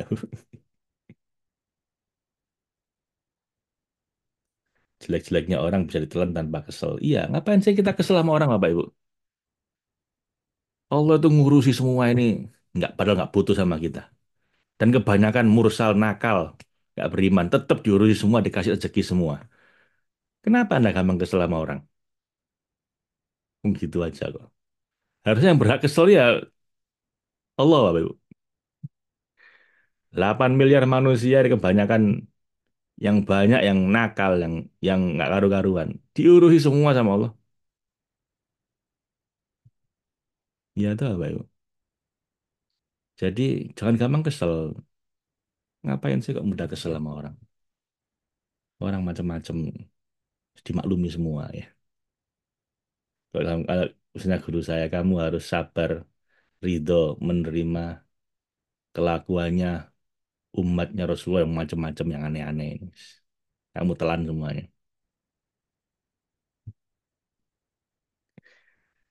Begitu. Orang modelnya macam-macam aneh-aneh. Dipercaya khianat. Biasa. Datang baik-baik, nanti hutang, jadi nggak bayar. Orang macam-macam. Yang baik juga banyak juga. Makanya semua diterima. Nggak usah pakai ditolak. Letting in, letting go. Jangan ada ditolak, jangan ada digandolin.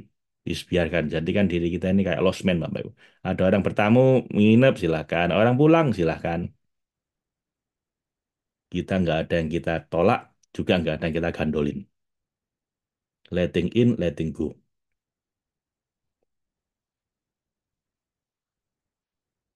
Tandanya jatuh cinta diwujudkan dengan perbuatan lebih baik, ibadah lebih baik. Begitu kan?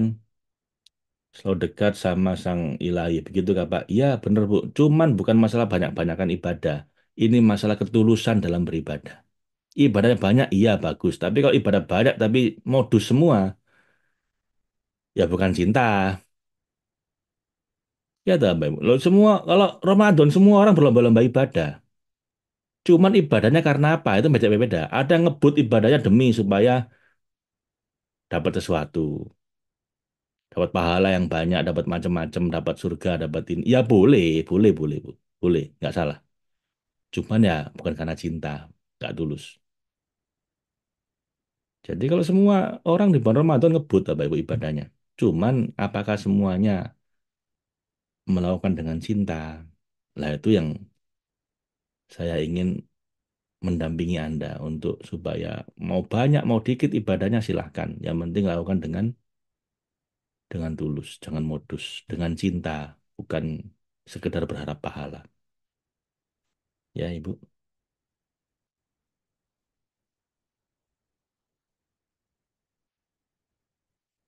Kalau sudah jatuh cinta seperti seorang pecinta akan nurut yang diperintahkan Allah gitu ya, Pak. Iya, Bu, Bu Endang. Nggak hanya nurut, Bu. Dikasih apapun, nggih. Ditempilingi nggak apa-apa. Ya, Pak. Wong udah cinta. Wong udah cinta itu ya disakiti pun nggak apa-apa kita. Kita disakiti sama Allah pun nggak apa. Makanya doa kita di awal-awal tadi, Bu. Ilahi anta maksudi. Ya Allah, engkaulah maksud dan tujuan hidupku. Waridhoka matlubi. Keridhoanmu lah yang aku dambakan. A'dini mahabbatika. Karuniakanlah aku kecintaan padamu, ya Allah. Wa ma'rifatika dan mengenalmu. Wa muqarrabika dan dekat denganmu, ya Allah. A'tini ridhoka wa raddina likulli qadaika khairihi wa syarrihi. Dan karuniakanlah aku, ya Allah, keriduanmu padaku dan keriduanku padamu atas apapun kodok kodar yang kau berikan padaku, yang enak maupun yang gak enak. Mau dimasukkan neraka, mau dimasukkan surga. Mau dikasih sehat, mau dikasih sakit. Dikasih uang banyak atau dikasih bangkrut. Apapun itu ya Allah kasihkan aku keriduan padamu. Demi cintaku padamu ya Allah, apapun yang kau berikan padaku, saya Alhamdulillah. Mau ditempilingi saya Alhamdulillah. Nah itu cinta namanya, Bu. Jadi ya nggak hanya nurut, nggak hanya melakukan perintahnya menjauhi larangan, tapi juga di bagaimanapun, diberi apapun, senang. Alhamdulillah. Tapi justru kalau Anda bisa begitu, apa ya Bu, Allah malah nggak tega sama Anda. Malah dikasih semuanya. Walaupun mungkin awal-awal diuji dulu, dibanting-banting dulu, ditempilingi dulu gitu. Itu ya Pak Ibu ya. Putri Widawati, Alhamdulillah saya mengikuti kajian Pak Faiz dan sudah ikut TS Abana dan DLI walaupun online. Makin lama makin paham Pak tentang tazkiyatun nafas inti dari semua ajaran agama. Amin. Alhamdulillah.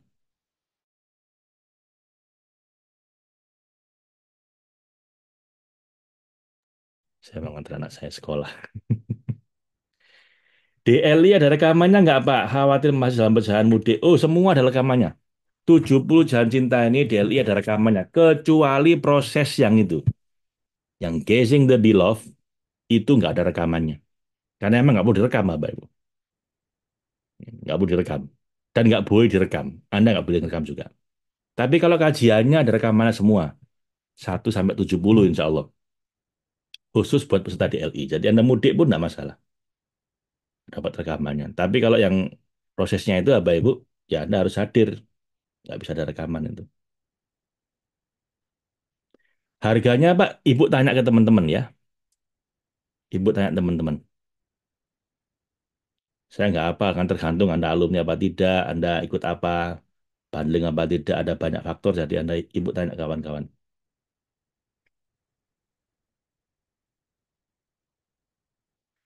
Terima kasih atas ilmunya yang dibagikan, tapi bagi yang sudah bermursyid tidak ikut DLI ya Pak, boleh Bu Ekawati, nggak masalah. Nah ini tidak membuat Anda jadi apa pindah, enggak. Anda tetap ikuti guru Anda. Saya nggak akan ikut campur Bapak Ibu. Saya hanya bantu Anda. Saya hanya bantu dorong Anda. Yang udah punya ikut mursyid boleh dan tetap ikuti mursyid Anda. Saya nggak akan membelokkan Anda. Terus lanjutkan. Saya cuma bantu. Bantu dorong. Jadi kalau Anda udah punya benihnya, saya bantu mupuk aja. Saya bantu mupuk aja, nggak ikut. Anda tetap ikutlah mursyid Anda. Pak Faiz, saya ikut tahun lalu, tapi sekarang terasa lebih istimewa karena dimulai dengan 70 jalan cinta. Alhamdulillah saya merasa begitu banyak mendapat pertolongan Allah. Amin. Boleh, Bu. Yang tahun lalu boleh boleh ngulang. Karena kata guru saya, perlu diasah terus itu. Paling nggak setahun sekali. Jadi yang tahun lalu ikut lagi silahkan. Karena memang perlu diasah. Yang udah punya benihnya tinggal ditambahi gitu kan. Disiram, dipupuk. Yang belum punya ditanam, tapi yang udah punya tinggal ditambahi pupuknya, tambahi vitaminnya, dihindarkan dari hama. Jadi yang tahun lalu, beberapa tahun yang lalu udah ikut, mau ikut lagi silahkan. Karena saya sekarang udah nggak boleh larang lagi sama guru saya. Nggak boleh dibatasi. Semua yang datang kamu terima, semua yang pergi kamu relakan. Itu, Pak. Semua yang datang kamu terima, semua yang pergi kamu relakan. Jadikan dirimu kosong. Itu ya, Pak, ya. Masya Allah, low profile banget Pak Faiz, mau doanya loh. Loh, bukan low profile. Saya ini emang nggak ada apa-apa, Bu. Nggak punya apa-apa, nggak bisa apa-apa, nggak ada apa-apa, bukan siapa-siapa. Loh, kita ini siapa? Low profile itu kan saya merasa hebat, lalu saya berusaha bersikap rendah hati. Saya bersikap low profile walaupun merasa high. Loh enggak, kalau saya memang nggak merasa high. Karena saya nggak ada apa-apa. Karena zikir saya itu fana unfillah. Saya hilang, saya nggak ada. Saya nggak penting. Dunia nggak penting apalagi saya. Baqaun billah, karena itu syarat untuk bisa bersama Allah, itu harus meniadakan diri. Bukan bersikap low profile. Kalau bersikap low profile itu, orang merasa dirinya hebat, lalu di depan banyak orang berusaha berendah hati. Low profile. Kalau saya enggak begitu, saya nggak pingin begitu. Karena memang bukan hanya saya sibuk, kita semua ini fana, kita semua ini nggak ada. Kita ini semua 100 tahun lalu nggak ada, 100 tahun lagi bakal nggak ada lagi. Apa yang dibanggakan? Apa yang harus digandoli? Kita lahir telanjang, nanti mati telanjang lagi. Cuma dibungkus kain kafan biar pantas. Loh, kita merasa apa? Coba. Merasa hebat apa? Merasa punya apa? Merasa bisa apa? Nggak ada apa-apanya. Yang ada hanya Allah, Bapak Ibu. Kita hanya sempat diadakan sama Allah. Nanti ditiadakan lagi sama Allah. Dan syaratnya untuk bisa balik sama Allah ruhnya, harus fanaun fillah, harus hilang egonya.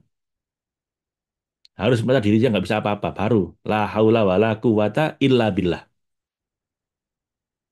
Yang masih merasa hebat diusir dari surga, Bu. Udah di surga diusir. Gara-gara merasa dirinya hebat. Iblis tuh. Apalagi yang belum masuk. Tambah susah masuk surga. Ya, dah, Bapak Ibu. Enggak, saya tidak sedang berusaha merendah hati depan Anda, tapi dalam hati saya merasa hebat. Enggak, karena memang saya nggak ada apa-apa, nggak bisa apa-apa. Bener ini. Ini bukan basa-basi, Bu. Dan bukan hanya saya, Anda pun juga begitu. Kita semua. Nggak ada. Kullu man 'alaiha fan. Wa yabqa wajhu rabbika dzul jalali wal ikram. Semua yang ada kelihatan ini nggak ada. Bakal nggak ada. Fana. Hilang semua. Semu semua. Yang abadi, yang sejati hanya wajah Tuhanmu yang Maha Agung. dan mulia. Nah, gitu apa ya, Bu? Saya ini kadang-kadang mau ngajar, Bu. Nggak tahu apa yang mau saya ajarkan. Saya nulis ini, seringkali nggak tahu apa yang mau saya tulis. Habis saya tulis saja, saya posting. Setelah itu ya lupa lagi. Lupa apa yang sudah saya tulis. Jadi apa? Berarti kan ilmunya bukan saya. Saya nggak punya ilmunya. Subhanaka la ilma lana illa ma 'allamtana. Itu doa kita tadi pagi kan? Tiap kita mulai. Ya Allah, Maha Suci Engkau, saya ini nggak ngerti apa-apa, nggak punya apa-apa, bukan siapa-siapa, kecuali yang Engkau berikan pada saya. Itu doanya malaikat, Bu. Ketika diadu sama Nabi Adam. Nabi Adam ditanya, bisa jawab, malaikat nggak bisa jawab. Cuma jawab itu tadi. Subhanaka la ilma lana. Itu malaikat, Bu, yang doa kayak gitu. Nah, kita mau niru itu. Bahwa kita nggak bisa apa-apa. Nggak ngerti apa-apa. Bukan siapa-siapa. Dan bakal nggak jadi apa-apa juga. Jadi tanah nanti kita. Ya, Bapak Ibu ya.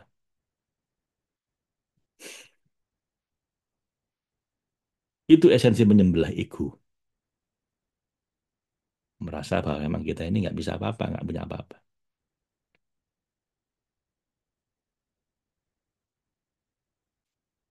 Adakah rekamannya ini ada, Bu? Rekamannya ada untuk peserta di One Love Initiation dari awal sampai akhir ada rekamannya. Nanti kita kasihkan pada Anda dan nggak dibatasi sampai kapan aksesnya. Ya, bagi yang mau ikut DLI tanya ke kantor. Untuk Ramadan full, bagaimana cara ikut gabungnya Bang Afzan? Tanya ke kawan-kawan kantor. Anda kenal siapa? Tanya beliau. Bismillah, Faiz ikut, silakan. Maaf Pak, kalau ikut yang finance tapi sudah pensiun, maaf ya Pak, apa bisa? Lo ya bisa Bu Heni. Kan rezeki nggak harus dari pekerjaan. Rezeki bisa macam-macam. Ada main ibu-ibu tiba-tiba dikasih rumah sama adiknya 1 miliar. Ya kan nggak harus kerja Bu. Masa Anda gabungkan rezeki sama pekerjaan? Kalau lo ngasih rezeki Anda macam-macam caranya. Kan nggak harus lewat pekerjaan. Bahkan rezeki bulanan yang sudah Anda terima selama ini nggak dihitung. Di abundance itu apa Ibu justru rezeki yang Anda terima bulanan itu nggak ikut dihitung. Yang dihitung hanya rezeki di luar dugaan yang nggak biasanya. Dan 2 tahun lalu para peserta itu total dapat 30 miliar. Saya nggak ngarang Bu ini. Ini data mereka. Ya ada yang nggak dapat secara finansial tapi dapat yang lain. Ada yang dapat banyak, ada yang dapat setengah, ada yang dapat tengah-tengah. Tapi total 30 miliar.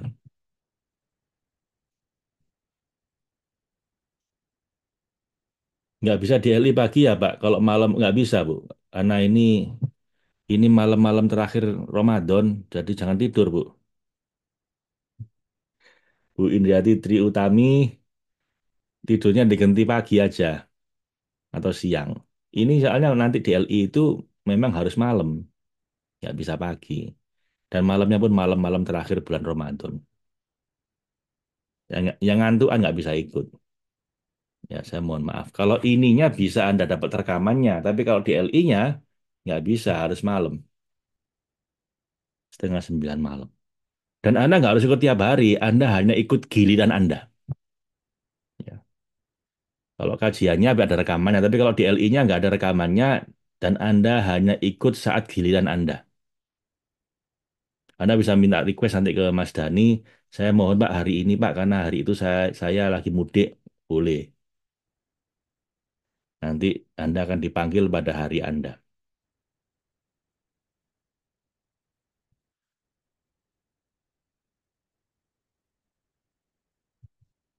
Pak, bagaimana maknai saum agar dilakukan dengan karena cinta? Lah, itu mungkin kita bahas nanti ya Pak. Mudah-mudahan nanti saat Ramadan.